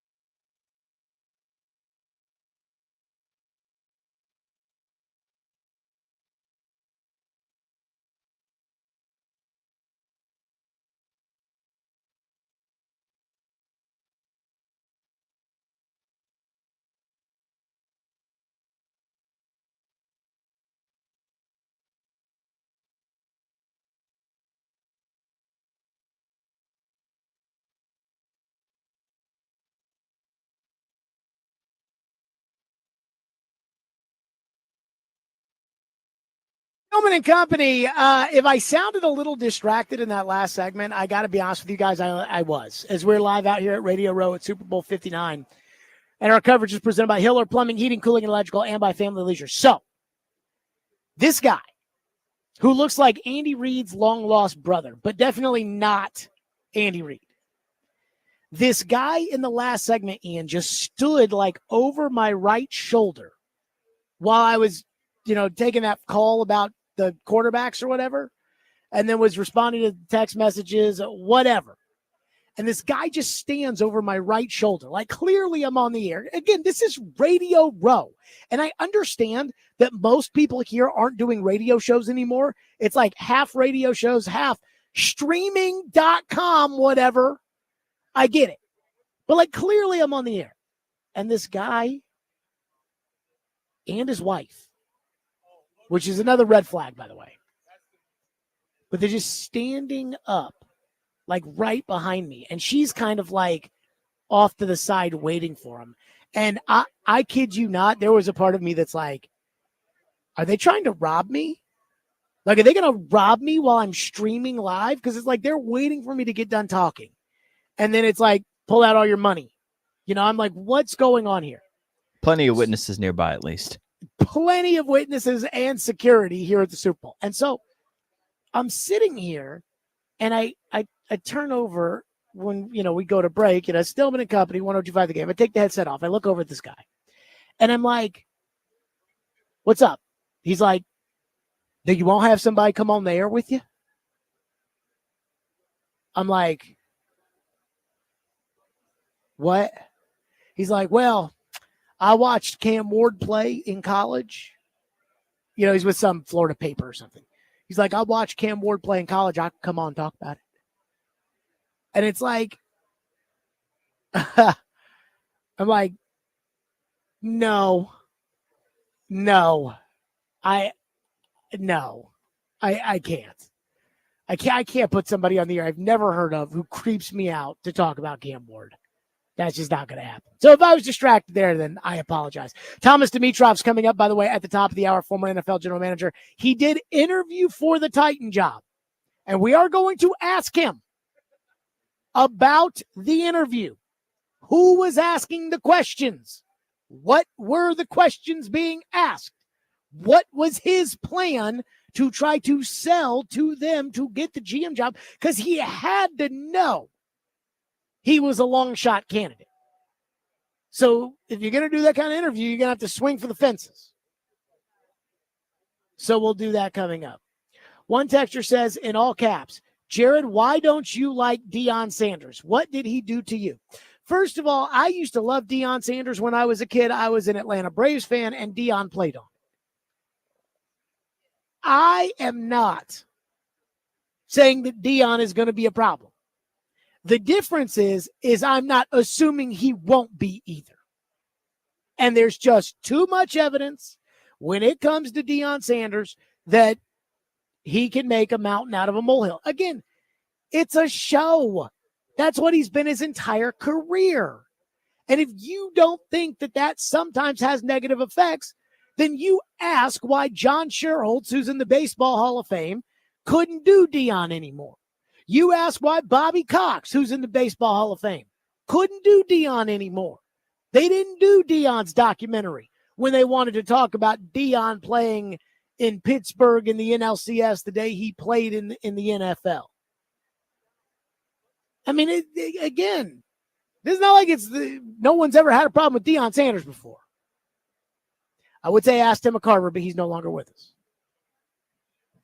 One texter said, if the Titans can't handle Deion Sanders giving his opinions, expressing concern for his son and how he's being utilized, then maybe the Titans shouldn't be in the business of picking players. Deion Sanders has no control over what goes on in the Titans organization. Jared seems to be the only person who has raised a concern about the so-called Deion circus. I cannot be the only person in the world that thinks that there is some kind of a circus when it comes to Deion if you end up with Shedeur. Again, there are red flags with Shedeur. Taking the Arizona State player's mouthpiece and throwing it into the stands.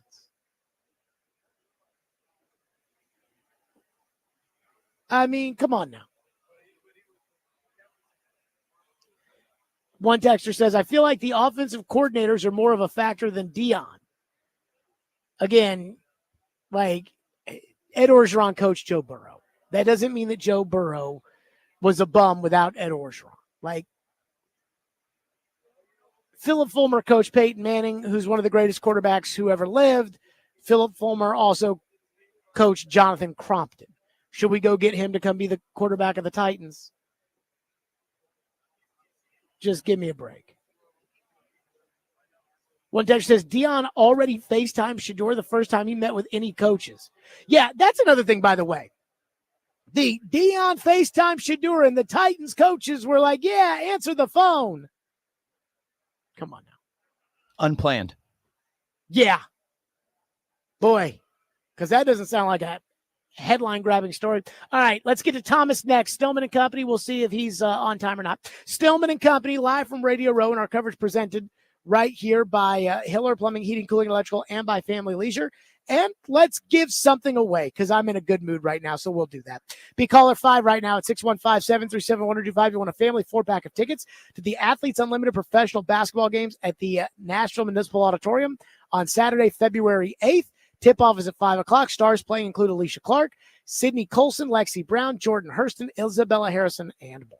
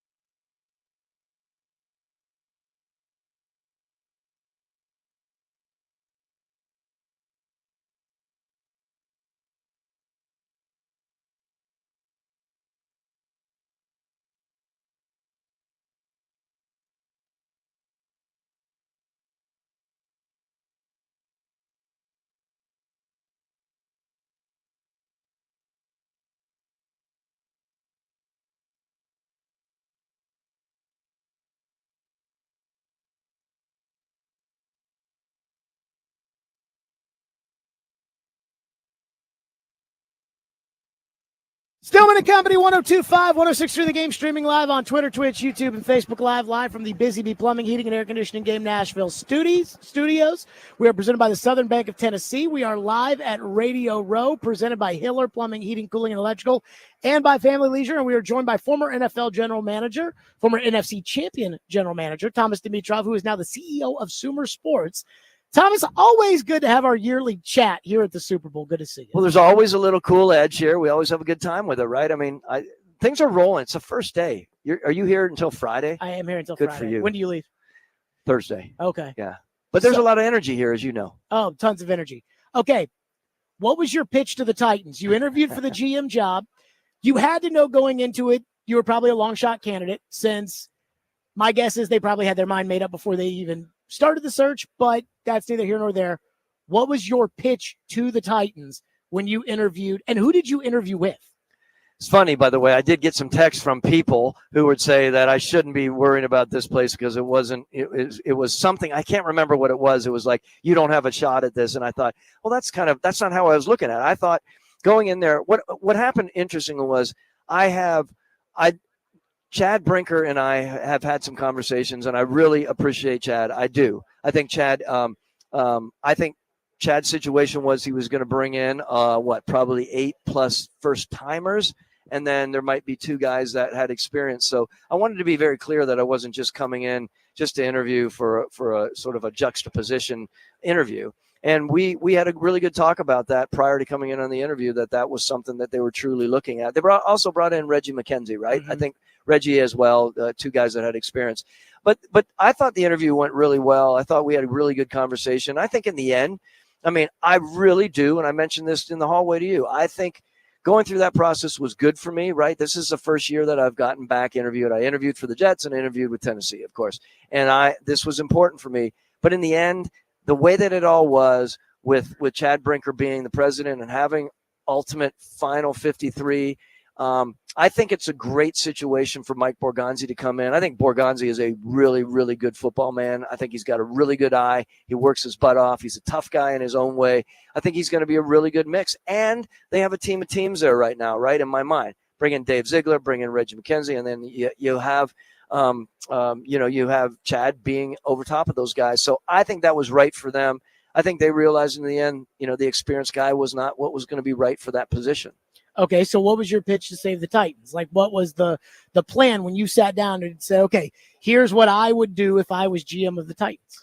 Well, I mean, I want, of course I could go through the entire roster, which is what is always expected in those, right? They're going to, any interview you do for a general manager position, they're going to say, all right, let's get to the nuts and bolts on this. Where is our quarterback? Where's our offensive line? Where is our tight end situation? Where is our safety situation? I'm touching on all the places. I feel like you're not going to tell me what your pitch was. No, my pitch was I was going to come in and I was going to come in and look at all these positions, and I had a strong opinion about what I felt. And I think ultimately my pitch would be, and I would say this to anyone, and they're in the first spot, right? They have the number 1 pick. That's a great spot to be. Not many people have had an opportunity to do that. I am normally a guy that trades up. This is a situation, given what's out there in the draft this year. I'm not saying it's bad. I'm just saying it's lesser than the draft before.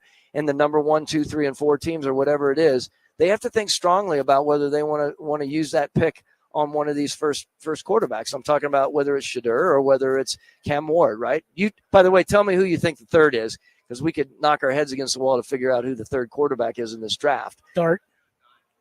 Maybe. I mean, I haven't watched any Dart's tape, so I couldn't tell you what he is or isn't. You're not going to take the 5'10" and a half guy from Oregon? You're not taking Dylan Gabriel? Well, my buddy's his OC, and he swears by him. I know. And he swore by Bo Nix last year. Okay, well, that's great. So at least he kind of looks like he's 1 for 1. That's a good point. My point is, you can be in that spot right now, back to selling points, and you could say, look, you have a great opportunity to potentially trade back to 8, 9, 10 and get a bona fide something on the right side of your line, which you need to continue to build on that side. That's going to be a vital part. You need to bring that right side together and really, really build that right side so that running game can help take the pressure off of, Will Levis, to give him another year. So you would have brought Levis back if you were the general manager of the Titans.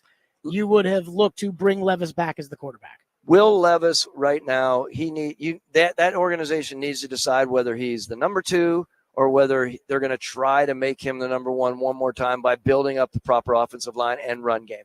Will Levis, in my mind, Will Levis obviously tosses the deep ball well. We know that. Will Levis is my biggest concern with Will Levis is his ability to recognize in the pocket, right? There's some of the people that I've been in, and I think, he's strong and he's athletic and all that stuff. That is something that they're going to have to figure out. Can he truly feel in the pocket?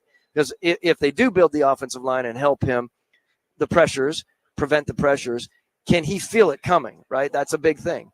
Matt Ryan could feel it coming. Tom Brady could feel it coming, right? These are the people that I've been around. Sure. And those are really important elements. When I was watching that, I'm like, there's still a way to go there. Can he develop that? I don't know. There's a lot of things that a quarterback can develop. Can you truly develop that feel of someone coming here, right here, and you can, you're looking down the field. If they can't see that, and it's a common occurrence, I think you have to really look at it and analyze it. So, to answer your point, I feel like I'm not answering any of your questions, and I'm sorry about that. Would I brought him back? I would have brought him back unless there were to be someone that I felt 100% through the research that is the number one quarterback, and you take the number one quarterback at the number one pick. I'm not sure if there is one right now. That's what I'm saying. I would have done all kinds of deep research to make sure that I was not passing up on a number one quarterback that should be truly taken as a number one guy. I think Shedeur Sanders has a ton of talent, and I think Ward does. But are they the guys you want to bring as a number one to replace the quarterback that you want to see maybe one more year to see if it is, he is the guy that's going to help you guys turn the corner? Can I ask you that question? Do you look at Ward or Sanders and say, I want to bring these guys in to be my franchise quarterback, as opposed to wanting to give Levis another year? No, I would say I'm not convinced at this point. Now, I have not done, remember, as GMs, you have to go and spend all of that time with everyone. I'm not trying to back out of this. My initial hunch is no. My initial hunch is not to do that. And it's to, some people are like, well, you go out in free agency and you get a stopgap quarterback to get yourself through. Well, I don't know if that's necessarily the best thing to do when you have Will Levis there, when you need one more true year to gauge what he is. And I think that's important. All I'm saying in the end is those two quarterbacks, albeit having the requisite traits to develop into legitimate quarterbacks in this league, to come out and pick them at the number one overall pick is a really complicated move. And they have a lot on their plate. If you were the Titans, how sure would you be that somebody would be willing to pay a steep price to move up the number one in this draft? I think there's always someone that is going to look at it a different way. And if you could trade back, and again, like I said, I think there is someone out there. I really do. I believe there is someone. I think there's enough people out there that think a great deal of Shedeur Sanders is what I think. And I think they might make that move. So I think there's going to be a market. You keep bringing up Sanders first. Are you Sanders 1, Ward 2, or Ward 1, Sanders 2? As it stands right now, I'm still working through that, but I'm gonna go with Sanders right now as 1 until I do more work. And when you call me later or text me later in the process, I'll let you know what I think it is. Why Sanders 1? I think Sanders is a winner. I think Sanders is competitive.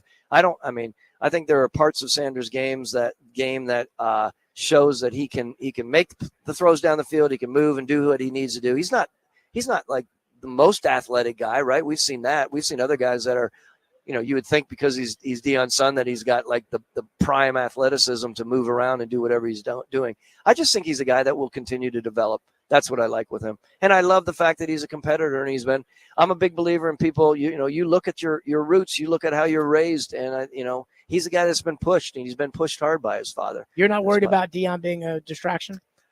I didn't say that. Deion Sanders, wherever he goes, he is a huge presence, and that is a big thing. Any organization that thinks about bringing Shedeur in is going to have to be confident in that way, right? To your point, 100%. If it's a more demure sort of a lesser sort of like we don't like distractions and how we're going to deal with that, maybe that's not a good fit. And the family probably knows that, right? At least what we've been saying. I don't know if your city's the right thing, situation for him. I don't know that. Thomas Dimitrov with us. He did interview for the Titans job, former NFL general manager. So who did you interview with when you interviewed? Was it like a panel of people? Was it just Chad Brinker? Was it who was in the interview process? Yeah, so I think those interviews were Chad. They were a couple other senior level executives on the staff, and it was a small 3 or 4 way basically, and I felt like Chad was very calculated in how that he was bringing it together in a good way. He was like, I want someone from this side of the company, and I want someone from this side of the company, and then he wanted himself. And I thought, they're really good conversation, really good questions answered. That he had done his research to make sure that he was providing the right approach to a really important hire for them. Was the owner involved? No, the owner was not involved at that point. Okay, Thomas Dimitrov with us. Where are you on Sam Darnold? As a free agent acquisition? Well, I mean, is Minnesota going to use the tag to try to trade him? He would be the only guy out there. Did the last 2 games ruin his value completely? I mean, I hear Mike Borgonzi keep talking about bridging the gap, or solidifying the position. And he talked about in Kansas City, that's what they did when they traded for Alex Smith, not when they drafted Mahomes. He said they had to solidify the position with Alex Smith first. I do view Darnold as the closest thing there is out there to Alex Smith in that situation. Bad quarterback draft in 2013, bad quarterback draft supposedly this year. Where are you on Darnold? I think Darnold is a legit consideration. I don't think it's devalue him that much. I mean, I know the last 2 games, I get that. I think the body of work this year was something that impressed a lot of people, as we know. And as a team builder, you take into consideration that can happen. Then that could be a very good situation for some, a team like Tennessee for sure. So I think it's a legit consideration. And I would, who's his agent, by the way? Do you know? I believe it's CAA. It is CAA. So I don't know who at CAA it is. I think I don't know who it is. I should know that. Okay. I think that there should be a good hard look by a couple of these teams, and I do believe one is Tennessee to look hard on this bridge in the gap. And what do you do that way? Do you make that competition? Like, how much do you pay him? What's the number that's projected? Is it 30? Can I tell you what I would do? Because we had Albert Breer on earlier today, and he said that teams think that he'll get to free agency, he won't be tagged, but that it'll be closer to the like the $30 million that Darnold got. Mm-hmm. And $30 million that who got? I mean, Mayfield. Yeah, okay. That it would be closer to the $30 million Mayfield got. Okay. So what I would do is I would be willing to give him $40 a year on a 4-year deal. It's really a 3-year deal. But you know me, the cap's fake. So of course, give a rat's ass about that. But I would give him 4 years at 42, something around there. And I would be willing to trade the 35th pick in the draft for him if Minnesota tagged him. Now, I wouldn't let Minnesota have any inkling until the tag deadline that I'm interested, but I would be willing to trade the 35th pick to get Sam Darnold if they tag him, and then I'd give him essentially a 3-year contract. And I'd pay him $40 million a year because I want to make sure that I have him, and then I'm done at quarterback for right now while I build my team up, and then I go look for my eventual franchise guy like they did in Kansas City. And if they don't tag him, what? Then I sign him to a 4-year contract. And you get as a UFA. You get in the bidding war with some of these other teams. How high do you go on that situation? I guess I think I would probably take it to about 42 a year. Okay. I guarantee him 80, so essentially 2 years I'm guaranteeing him. And it's really it's one of those like after the 3rd day of the 2nd league year, the 3rd year guarantee. So it's basically a 3-year guaranteed deal. And I'd be willing to do that. Yeah. Am I crazy? You're the GM. Am I crazy with my Sam Darnold philosophy? No, I don't think you're crazy. I don't think you're crazy at all. And I think this is one that I will be really interested to see how Mike Borgonzi approaches this, right? Because he has experience in Kansas City, to your point. And this guy can still play and he can still win games. And he is a nice bridge. What would you do? I mean, I'm not interviewing you here, but the back and forth. Yeah, I didn't interview for the Titans GM. No, but I'm very interested to know. I mean, when I start looking at this and thinking, okay, so you do that. Do you still make that competition? I'm not saying that. You get what do you do? They're done with Levis. Just like Pittsburgh was done with Pickett, just like Chicago was done with Fields, just like it's the new NFL. If you got a shot to be the starter and you lost it, you're gone. They'll get a 5th rounder in next year's draft for him. They'll trade him to Tampa. He'll back up Baker, and that's over. Okay, interesting. Wow, you're a hard ass. Do you not believe that? I think there's too many people that still want to give one more shot in the right situation for this guy and protect his ass is what I think. Were there people that you were talking to that felt that way? I can't tell you that. I don't even remember that, to be honest with you. What are you talking about within the organization? Yeah. When you did the interview, were they like, Thomas, do you want Will Levis? Because we want Will Levis. No one. That's not what they do in those interviews. They wouldn't tell me that. I don't know what they do with anything, and what they do has gotten them the worst record in the league. So that is at least something to keep an eye on. Okay, so with that being said, if you had the number 1 pick and you had gotten hired, what would you do with it? Would you go Hunter, Carter, Sanders, Ward, and the phone doesn't ring? I'm doing that if the phone. What about me wanting to trade back to build an offensive line? So you want to trade back. You expect the phone to ring and you want to trade back. I would want to seriously consider trading back. And again, that's not my history. You know that. Sure. I've been always forward move. I just think in that spot right now, the way that things are playing out, that it feels like that's the right move to trade back and do some really good gathering of talent. Because that organization is in a good spot. Borgonzi knows how to build that kind of a team, and I think it would be good for them. What do you expect out of that pick? Like if you were to trade it, would you expect, I remember what you paid to go up and get Julio Jones. Yeah. Like, I don't think Julio Jones is in this draft. So would the compensation be lesser? Because it's not Joe Burrow at number 1 who you'd be taking if you take Cam Ward. It's not Julio Jones if you take Travis Hunter. Would you expect the compensation to be less? I'd probably expect it to be a little less. So that's where I kind of worry about it. And then when it comes to Hunter, do you see him as a corner or a receiver? Gosh, he's just so talented at both. I mentioned this to someone else here. Like I would play him at both, and obviously that's not easy. You have to be calculated on how you do that. I love him as a receiver. I love what he does as a receiver, and so it would probably sway towards me. Thomas Dimitrov with us.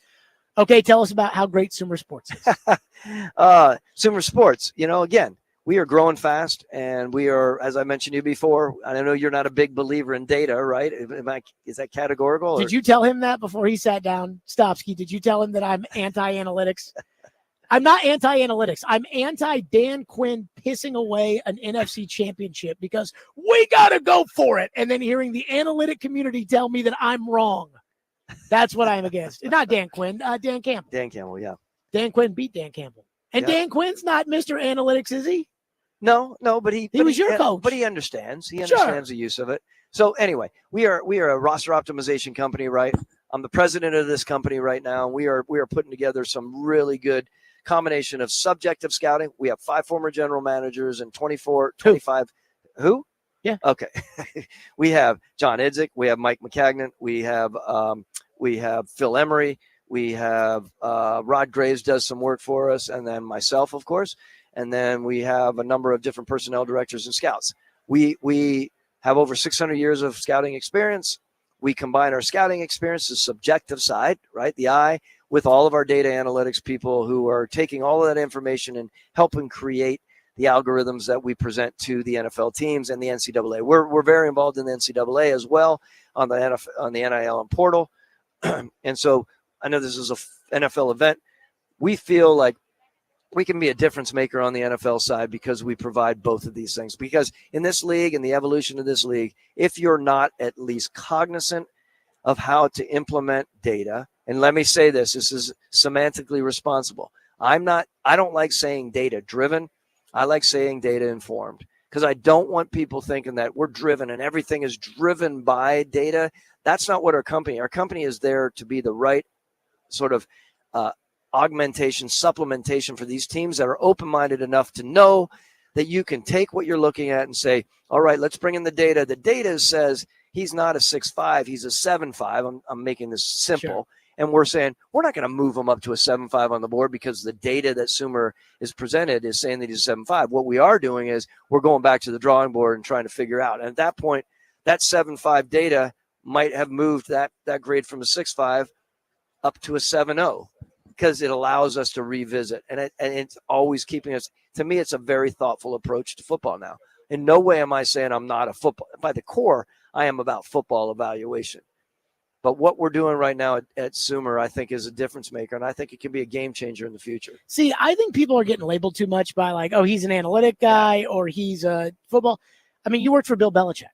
So like there's no, in my opinion, the way that you could have been there with Bill saying, hey, Bill, the numbers say we got to take the guy with the. So I give you that. I will say this, though. Here's how I view the importance of analytics. You tell me if I'm right or wrong with this. I hire you. You are working for my football team. I am convinced, I'm convinced Sam Darnold's the guy that I would go out and pursue. You give me your analytics, and it says Darnold sucks. Now we go watch the tape and decide, okay, right. The numbers are telling us no, but is our sense enough to override that? Not, oh, Sumer Sports said it, so I'm not going to go sign it. No, it's going to be, let's go to the drawing board and let's really drill down on the negative analytics that's showing. Let's go to those areas and let's really, in today's world, you can go and let's just say decision-making was one of the things that we're not sure about. We're gonna take that decision-making analytic grade that was a little more negative, and we're going to go back and dig into that area along with A, B, and C, and X, Y, and Z that Sumer is suggesting is off. Let me just tell you this very quickly. Back in the day when I first started, if you came to the table as a scout and you said, oh, by the way, here's my evaluation, but I have the box score stats here, you would get kicked out of the room. They would say, you don't have an eye, a good enough eye to do it on your own. You have to use the data. That's honestly how it was back in the day. Now, if you go to the table without some semblance of understanding of the data that's out there, the statistics, you call it whatever you want to call, then you are perceived as not being a well-rounded scout. I'm not saying like, that's not the difference maker. It's just making sure that you're aware of what's out there. It doesn't necessarily change the report you're writing, but it helps you know that you've done your right work to be able to discuss this player. And I think that's part of our job as a scout by trade, is to know everything and bring all the information. It's the character that you've researched. It's the data that you researched. And more importantly, and most important, it is about the video you've watched. I got one last thought in my head because it just popped into it, and I'm going to ask you, Thomas Dimitrov, with his former NFL general manager, 4 years from now, who is the better quarterback? Cam Ward, Shedeur Sanders, Sam Darnold. Oh, still Sam Darnold still playing? Well, is this not 4 years from now? He's 27. I guess he is. Is that right? You had Matt Ryan when he was like 39. Yeah, no, he did. That's right. I can't answer that. That's a really good question. That's what people are paid to do. That job is. Yeah. Is that job is paid to risk your career. Yeah, but you have your family's livelihood on who is going to be the better player. Of course it is. You have to do the research there. You have to do the film work. And you have to be able to, again, juxtapose all of those. You're thinking it's Sam Darnold. I do think it's Sam Darnold. And you could be right. And if I sign Sam Darnold, I get to keep the number one pick. Yep. So if I sign Darnold, then I can trade the pick. I get the picks in exchange and then build my team. If I keep the pick, I either get the pass rusher out of Penn State, the wide receiver, two-way player out of Colorado, and I have the quarterback. And again, I don't care about the money. The cap is fake. Yeah. Now, you probably care about it because the owner probably comes to you and says, hey, we're going to spend $240 million on the team. Yep. And if that's $40 million out, then you still have $200 million to go. Each individual team has its own cap set by the owner. That's why the Eagles are here. The Eagles are here because the owner pays. You think it's an accident? How did they get their running back? They paid. The Giants didn't want to pay. How'd they get their receiver? They paid. The Titans didn't want to pay, so they got their receiver. They are paying 2 tackles. They're paying their entire line. They got the number one. They're paying their coordinators. That's why they're here, because they pay. And so that's kind of my thing is like, I don't care about the money. I care about getting the right players in there and then paying them the money. No, you got to get the right players. And I am confident. This is my pitch towards this group. I'm confident that you have some really good football people at the top of this organization at this point who are going to work at it, who are going to scrutinize up and down, and they're going to make the decision. I do believe that. That's my trade, right? I believe general managers and staff like that. Those are good football people. Dave Ziegler knows football. Did you work with him in New England, or was he before your time? He was after my time. Yeah, after. And Mike Borgonzi has a hell of a talent eye. So I think they're going to do their due diligence on this. And in the end, I don't know if they're going to listen to you on that. I don't know, but you're right. I mean, he's still young. Well, I'm going to tell you, they're going to listen. I don't know if they're actually going to do it, but they're definitely going to hear what we got to say. Thomas, good to see you as always. Right. Former NFL general manager, CEO of Sumer Sports, Stillman & Company. We continue 102.5 The Game.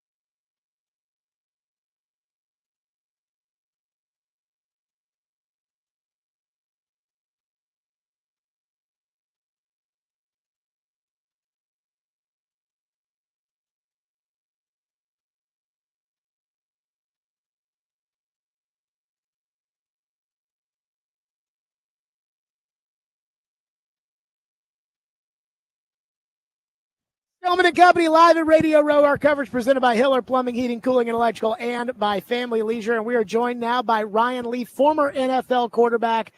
And I believe you own the first win. No, I was going to say in the state of Tennessee, but that's not true because they played in Memphis the year before.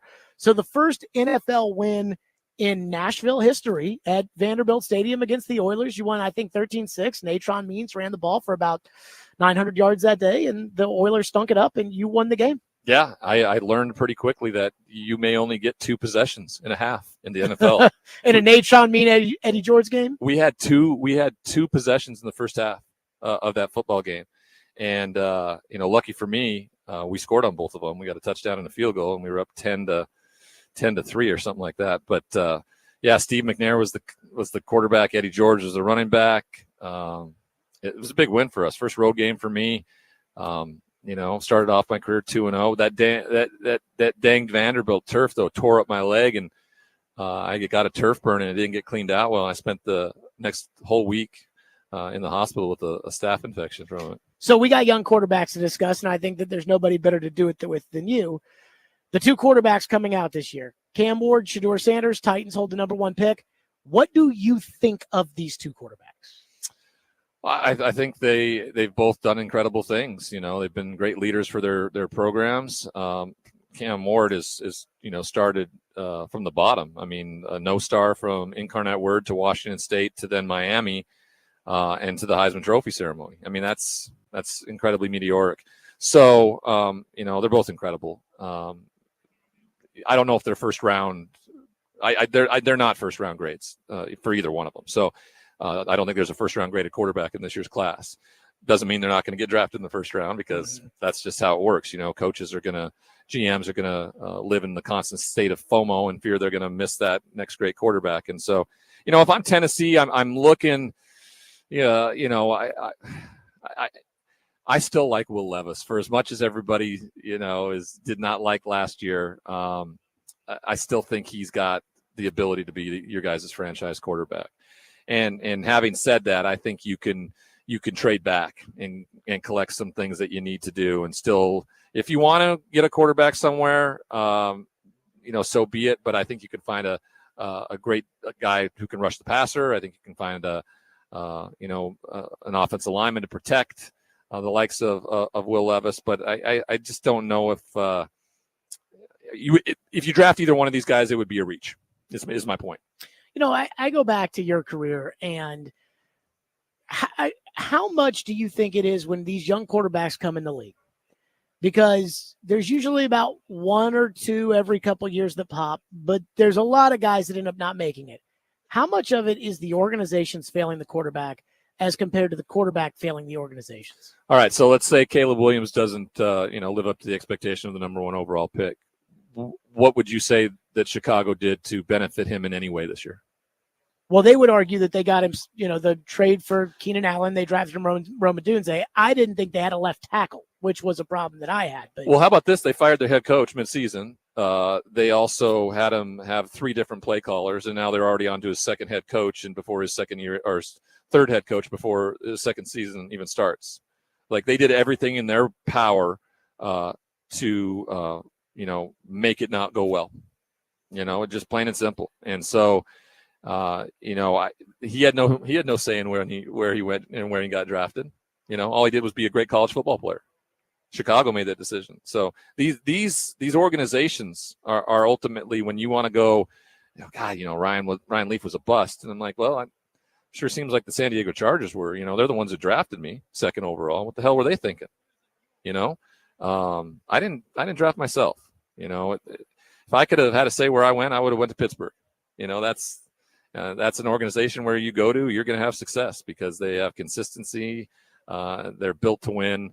They've done it for decades. So, I do put a lot of onus. I think there's probably 8 to 10 programs in the entire NFL that from top to bottom are set to be successful in this league. And that's a hard thing to do with how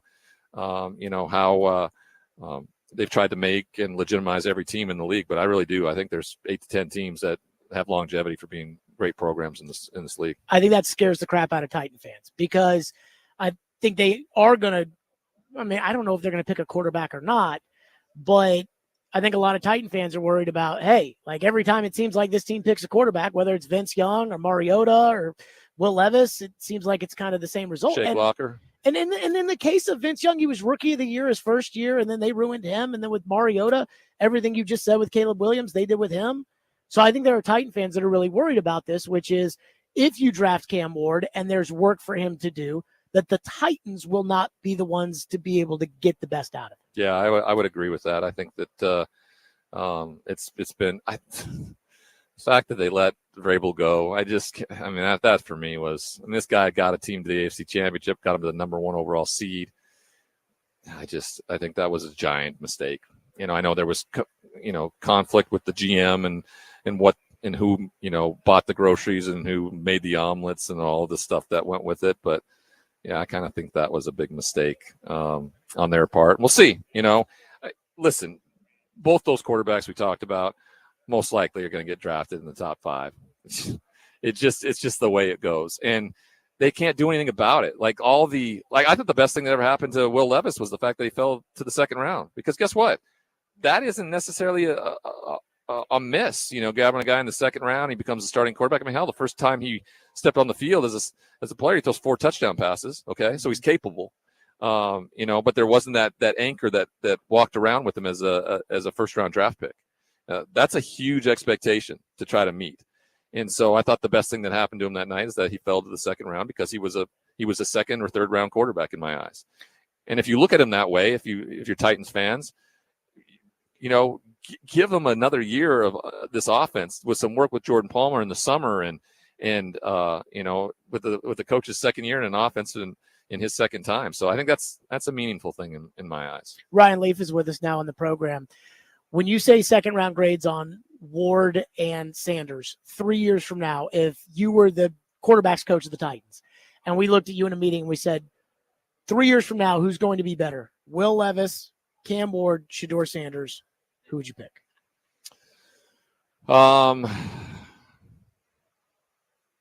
Shedeur Sanders probably has the best ceiling upside because of his the fundamentals and technique that he has. I mean, it's pretty flawless. His hip turn, the way the ball comes out of his arm. I don't think it costs you anything to keep Will Levis on the roster and draft another quarterback too. I mean, you got a guy in a second round salary, and then you'd have a rookie salary for a quarterback there. So why not? Why not have him compete? Why not have Shedeur Sanders? Because the NFL doesn't do that anymore. They just give guys jobs. Yeah, that's stupid. So I completely agree. But I mean, why did Chicago? You don't want to hurt people's feelings.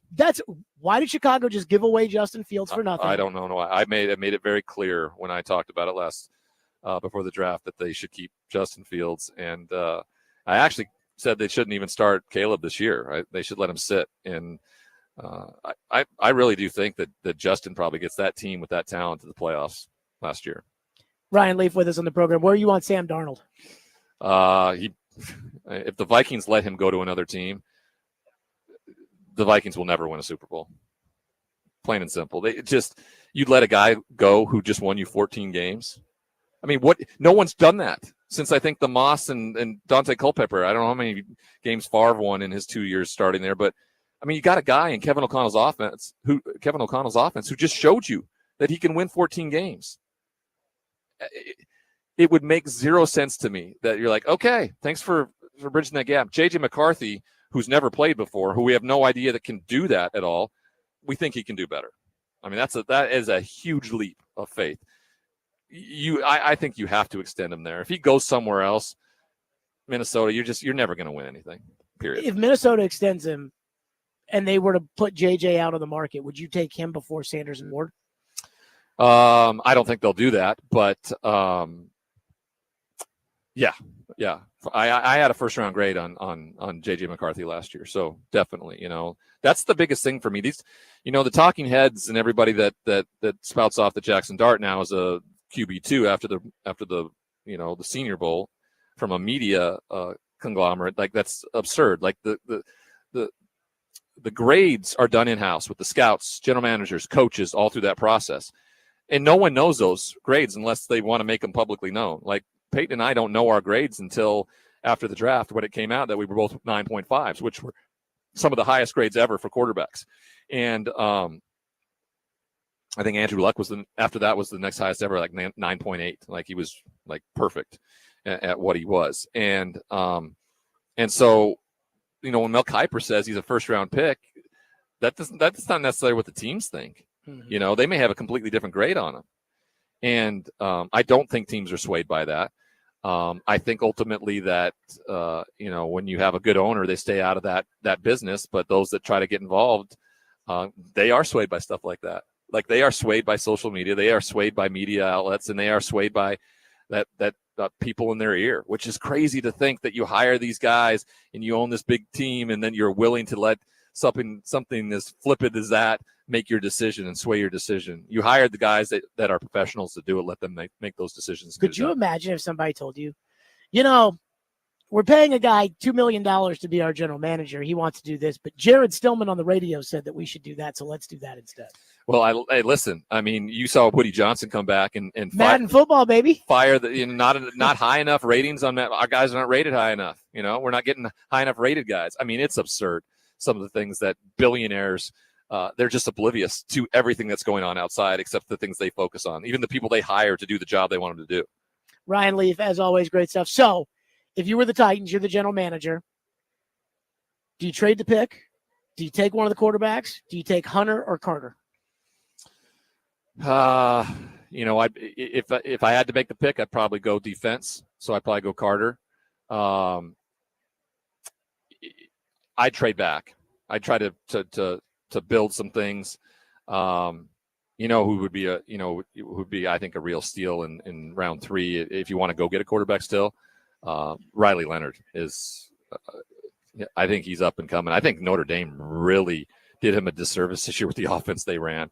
Like he was put in a pro-style offense this week in Mobile, and he made every throw, and he was the leader. Like, there's only 7 quarterbacks for those 2 teams, and even though you get into it and they're all leaders in itself, all of a sudden Riley Leonard was the one people were following around.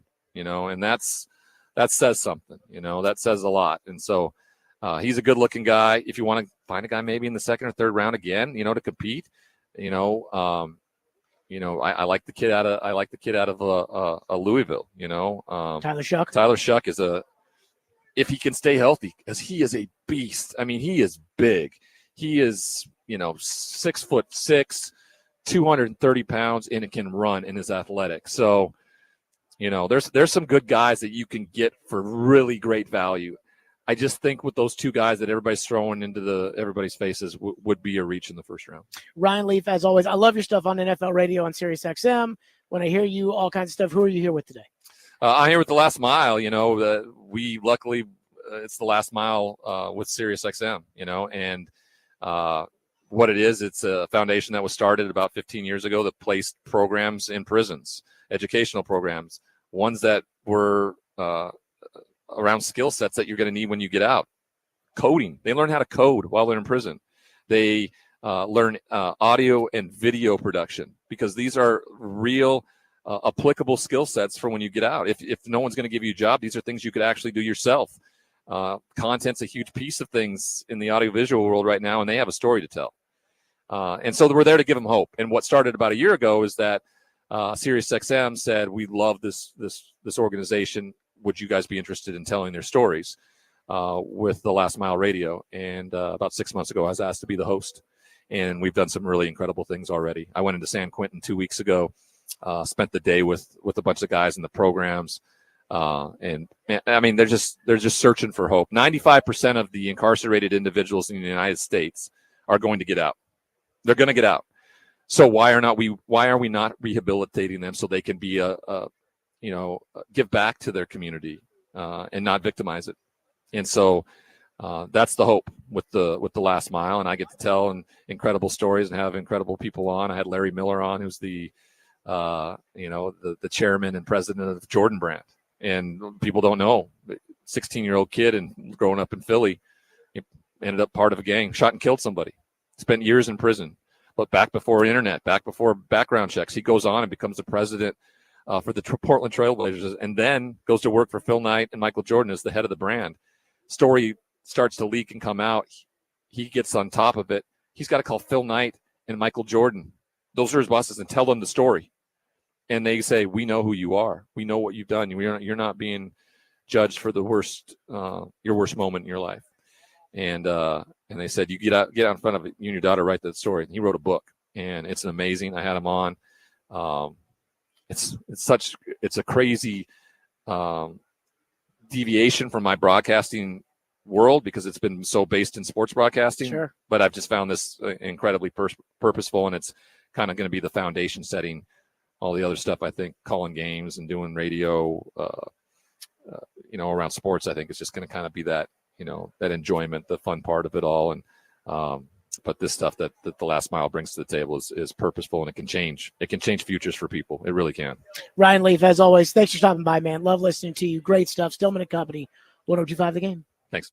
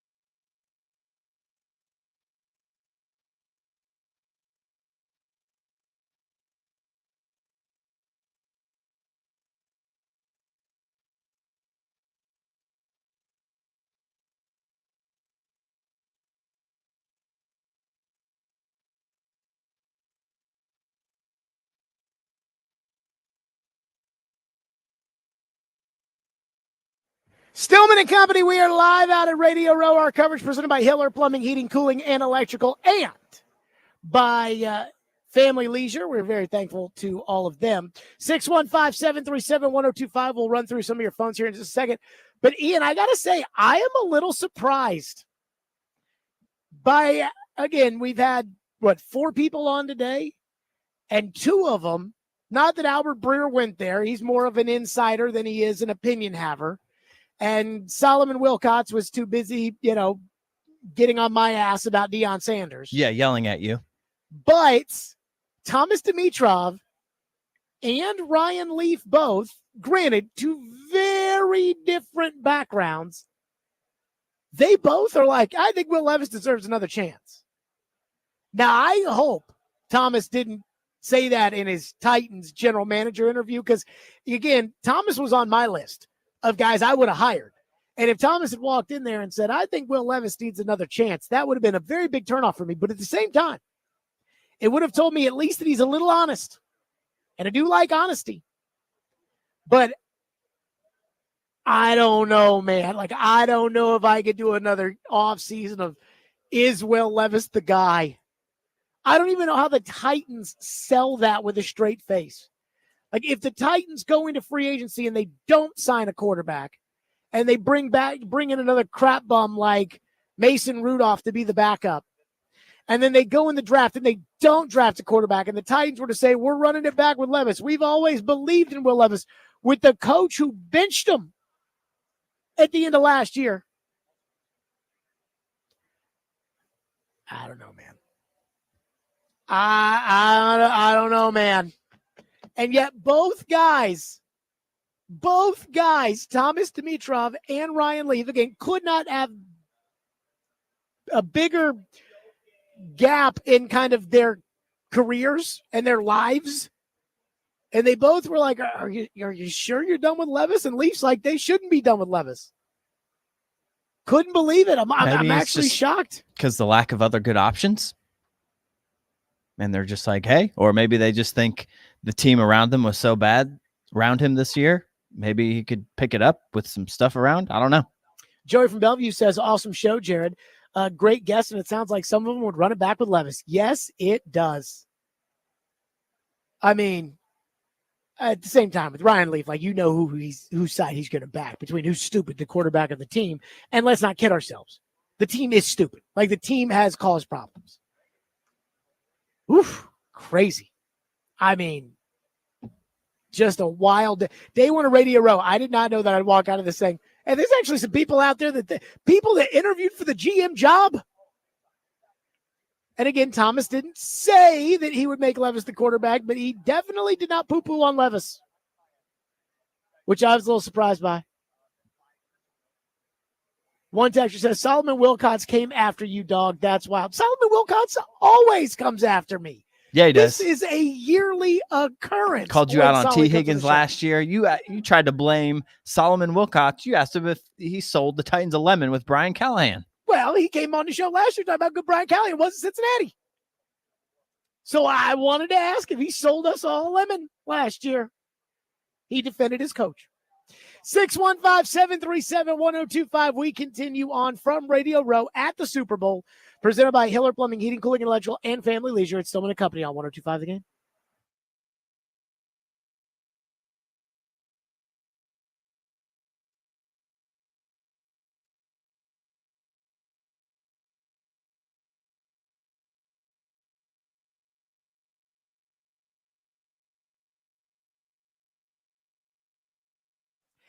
Hiller Plumbing, Heating, Cooling, and Electrical. I love Hiller. They take great care of my home, and they can do the exact same for you. Hiller has been taking great care of my home for years, and they can do, again, the exact same.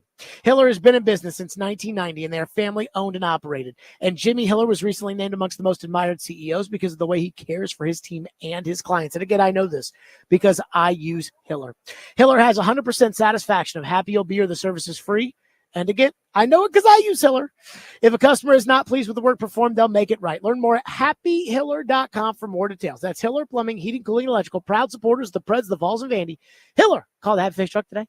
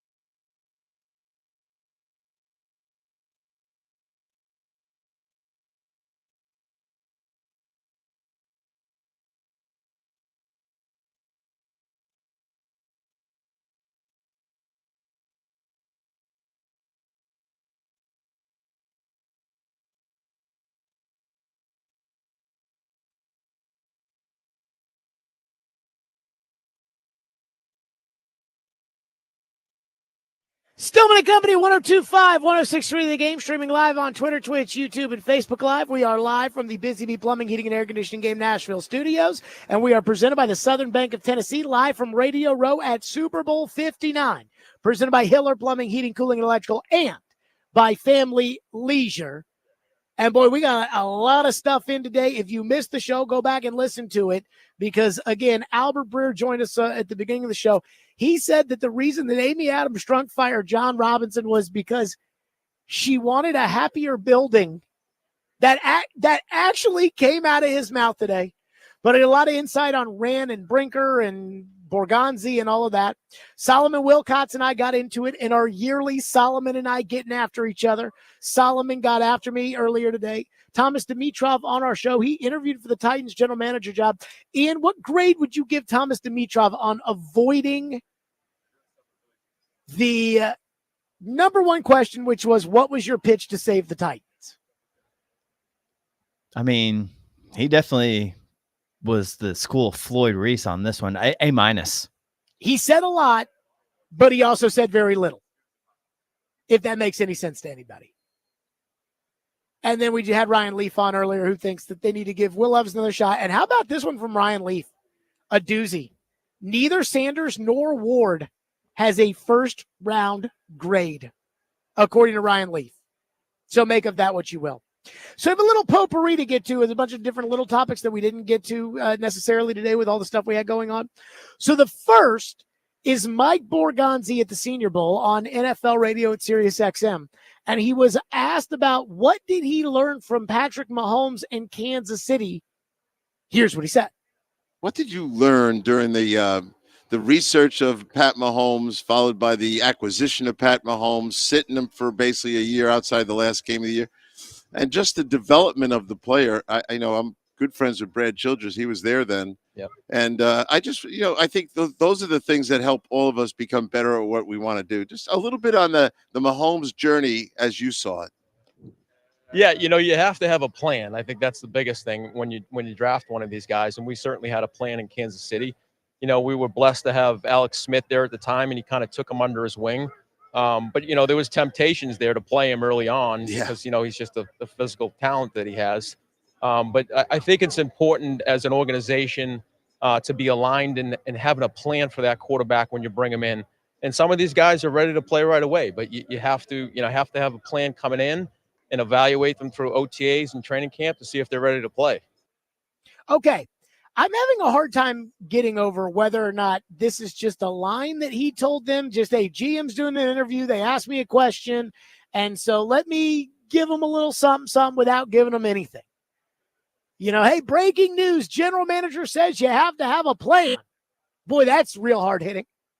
It kind of reminds me of Scott Satterfield. I was actually thinking about this morning when he was the Louisville football coach, and there was all the talk about whether or not they were going to cancel the season. And he was like, what happened to the plans we had in place? Where I come from, you plan your work and you work your plan. And it's like, what did you learn about Mahomes? Well, I'll tell you, I learned that you had to have a plan. That was the thing, whatever you got to do. We had him behind Alex Smith. You got to learn a plan. It's like, is he just saying that to say nothing? Or is there something behind that, which is this dude might be looking longer term at quarterback than just everybody out here that's like, go take Cam Ward, go take Shedeur Sanders, and just start him right away. I mean, again, it seems like there might be something there. It seems like there might be something that he's hinting at, which is as simple as a lot of people around here think this is, which is, and again, it's simple for me. Like, I'm going to go get Sam Darnold, and I'm going to keep my number one pick. And again, the more people I talk to around here, the more it seems like Darnold's going to legit unrestricted free agency. And if he goes to legit unrestricted free agency, I absolutely would sign him. I would get in the bidding war. I would pay more money. I just want to be done at quarterback. And as Mike Borgonzi says, solidify the position. I'm not going to give him $50 million. But I'll give him 40. And I'll be done with it for now. And then I'll be doing my work, looking to find the next great quarterback, because it doesn't sound like either of these guys are it. So is there a little something there? Or is that just as simple as, hey, answering a question on the show he's on. So that's the first little item on the potpourri list. Number 2, Jalen Hurts. So I was on Sirius XM on Saturday, and I was on for 4 hours and had a whole, show where we were going to talk about Campbell Ward because I watched the tape, and Pete Thamel had come out and said that people at the Senior Bowl seemed to think, it's the same thing TD said on our show on Thursday, which was personnel people in the NFL expect Cam Ward to be the number 1 pick. And then Thamel said that most personnel people around the league, it was Jeff Howe at The Athletic that said that most people believe that these quarterbacks stink. And we were talking about that, and we were talking about Shedeur Sanders, and we were talking about Jerry Jones, and we were talking about the New York Giants, and, all the things that we talk about on a national show with me trying to avoid basketball as much as possible. Though if I had been on Sunday with the Luka Doncic trade, I would have been talking about that. But I made some comment. I don't even remember what sparked this. But I made some comment on Saturday about how Jalen Hurts is not an elite quarterback. Jalen Hurts is the beneficiary of having 2 great receivers, 2 all-pro tackles, and they are both all-pros this year, the best offensive line in the league, the best running back in the league, the number 1 defense in the league, and a general manager who is swindling everybody. And the amount of calls I got out of Philadelphia and Alabama with, you don't understand how great Jalen Hurts is, will shock you. 3 hours of taking phone calls where people were like, I prefer Jalen Hurts to Josh Allen or Lamar Jackson because Jalen Hurts wins. Guys, the Titans won 3 games this year. They had a rookie left tackle who might really be a right tackle. They had no right tackle. They had 1 receiver. Their tight ends kind of stink. They had all rookie coaches across the board. How many games would Jalen Hurts win as the quarterback of the Titans? 7? Like, I'm serious. 7? 6? But he wins, Jared, right, because he's got the best offensive line in the NFL, the best running back in the NFL, the best combination of receivers in the NFL, the best defense in the NFL. Jalen Hurts is a total passenger. And yet the amount of people, again, and it wasn't just Philadelphia and Alabama, but boy, there were a lot of calls from Philadelphia and Alabama that were, you don't understand, when it came to Jalen Hurts, which was amazing to me. Ian, off the top of your head, where do you think you'd rank Jalen Hurts as far as best quarterback in the NFL? We have the NFL. We have the initial 7 that I don't think we would argue Hurts would crack. And this is like a who would you rather? Who would you rather than Jalen Hurts? So, Burrow, Mahomes, Allen, Jackson, Daniels, Stroud, Herbert. That's 7. You wouldn't take Hurts over any of those guys, would you? Probably not. No. Hurts or Stafford? At this point, I'd probably go Hurts, given the age. Really? Well, I think I'm talking about like right now, but I mean, I thought that Stafford almost beat Hurts in a game that Saquon Barkley ran for 200 yards. Yeah. I mean, Stafford's not bad. I'd probably go with Hurts, though. Oh, my God. I think you're on drugs. I think you're nuts. Jordan Love or Hurts? I'd probably go Love. Really? So you'd go Love over Stafford? Yeah. Some of you people are just crazy. Just crazy. I'm not a big NBA guy. I think everybody knows that. But I did wake up at 3 o'clock in the morning on Saturday because my son was freaking out. And he needed a diaper change and a feeding. And so I changed him and I handed him to his mom and his mom fed him. And as I went back to go to sleep, I looked at my phone and I saw that Luka Doncic had been traded to the LA Lakers. And again, I'm not the biggest NBA guy in the world, but I'm a big enough NBA guy to know that Luka Doncic is legit. And so I've listened to all the commentary that came out about how the Mavericks think that Luka's fat and lazy and they think that he's, not good on defense. And I'll just say this, because I think that this is more than just this particular basketball trade take. This is an all sports take. Some fat guys, and Luka's fat for basketball, some fat guys are really good at sports. Like, I know it's hard to believe because every day since, third grade gym, it's like, if you want to play in the pros, you have to be in great shape. If you want to be, Babe Ruth was fat and he ate hot dogs during the game and he drank beer and bourbon and he went out into the outfield and slugged 714 home runs, 713 home runs, whatever it was. There are very few. There are a lot of guys that if they gain a bunch of weight, they will suck. But there are some dudes that in sports that are fat and are still ballers. Doesn't exist very often. It's not something I would support. But, I mean, these guys were in the finals last year. And they got Anthony Davis. And, again, I don't keep up with the NBA like that. But isn't Anthony Davis my age? What are they doing? Again, in sports, some dudes are just freaking ballers, even if they get fat. He might be one of them. So don't ever let that be a real excuse. Don't ever let that be the, oh, hey, well, he's a little fat and lazy. But he's balled out while he's been fat and lazy? Yeah, keep him. Again, stupid. Just stupid. And then finally, I have a quick little Pred steak. Barry Trotz is going to be on our show at 4 o'clock tomorrow because Mad Dog Russo is going to be on our show right now at 5 o'clock tomorrow.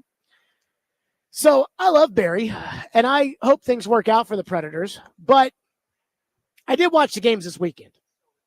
And I did watch what happened.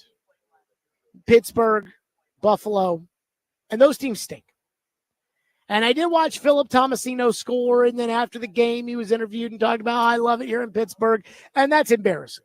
That's like Malik Willis doing what he did against Titans. I'm fine with this year being a lost year. I hope they lose every game the rest of the year. I hope they pick number one, and I hope they get a generational superstar and put him right on the second line with Marchessault and whomever next year, O'Reilly, whatever. And on they go next year, and they make the playoffs, and they compete. But I'm not doing 2 years of this. So I'm fine with losing every game the rest of the year. Fire or keep the coach at the end of the year if you want to, fine. Keep the general manager, I'm on board with that. I would not fire Barry Trotz this year no matter what. But then next year, they got to win. I'm not doing this again next year where it's Super Bowl and we're like, season's over. I am not doing that this time next year. Predators game day next. Stillman & Company, 105 the game.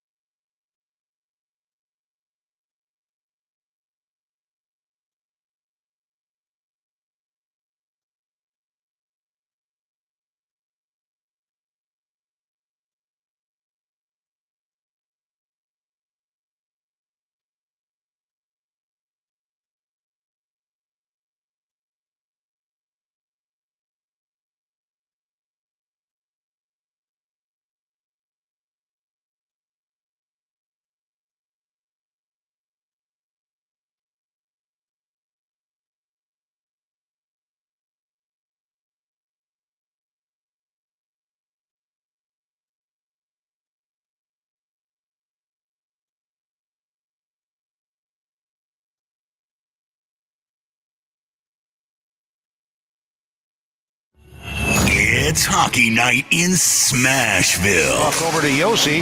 His one-timer, he scores! Bringing you the keys to victory and the latest storylines surrounding the Nashville Predators. This is Predators Game Day, now on Stillman and Company. Predators Game Day is presented by TJ Anderson Homes and Benchmark Realty, online at tjandersonhomes.com. List your home with TJ to get your home seen, heard, and sold. The Predators are at Bridgestone Arena tonight taking on the Ottawa Senators. And I got to tell you, I don't want to sound like a hater. And I know every time I do sound like a hater, people get mad. I mean this, Ian, with all due respect, when it comes to tonight's game against Ottawa, which, again, I'm a little surprised by. What's up with this early start at 6:30? Do we know what? Is it a hockey night in Canada thing? What's the deal with I don't know for sure. I assume that's what it is. I mean, the games here locally is on the normal FanDuel, so it's not like an ESPN or an ESPN Plus thing. So I assume it's just hockey night in Canada. I mean, again, like for me, I got so much going on that I'm like, honestly, I thought the game was in Ottawa until I saw the midday show at the arena today. I was like, games in town at 5:30? Really? So whatever, 6:30 start time. Ottawa's 28-20-4. Boy, Dave, you used to really stink too. The Predators are 18-26-7. I mean, at this point, there is absolutely no chance that the Predators make the playoffs. It is what it is. For some reason, the Predators are actually favored to win by a goal and a half. Again, make of that what you will. I hate to say it because people are going to get mad about it, but I do believe that it's in the best interest of this team to lose. And I heard Robbie and Joe talking about the trade deadline, and we all know Gus Nyquist is going to be shipped off. We all know there's going to be some other guys that they ship off around here. You know, they were talking about Colton Sissons, but I mean, again, you're going to get picks in exchange for that. And what you got enough picks. Like, what are picks going to do for you? But you need the number 1 pick or the number 2 pick or something like that. Adam Vingan says that he says, I know you don't care about this, but the game is at 6:30 because it is the Amazon Prime game in Canada. Amazon carries an exclusive game like it does here for Thursday Night Football. Interesting. Thank you, Adam. Canadian rights. That's it for us. Max has the pregame show live from Bridgestone Arena next. Stillman and Company. We'll see everybody live from Radio Row. Mad Dog Russo, Barry Trotz, other people on the show. We'll see you tomorrow at 2.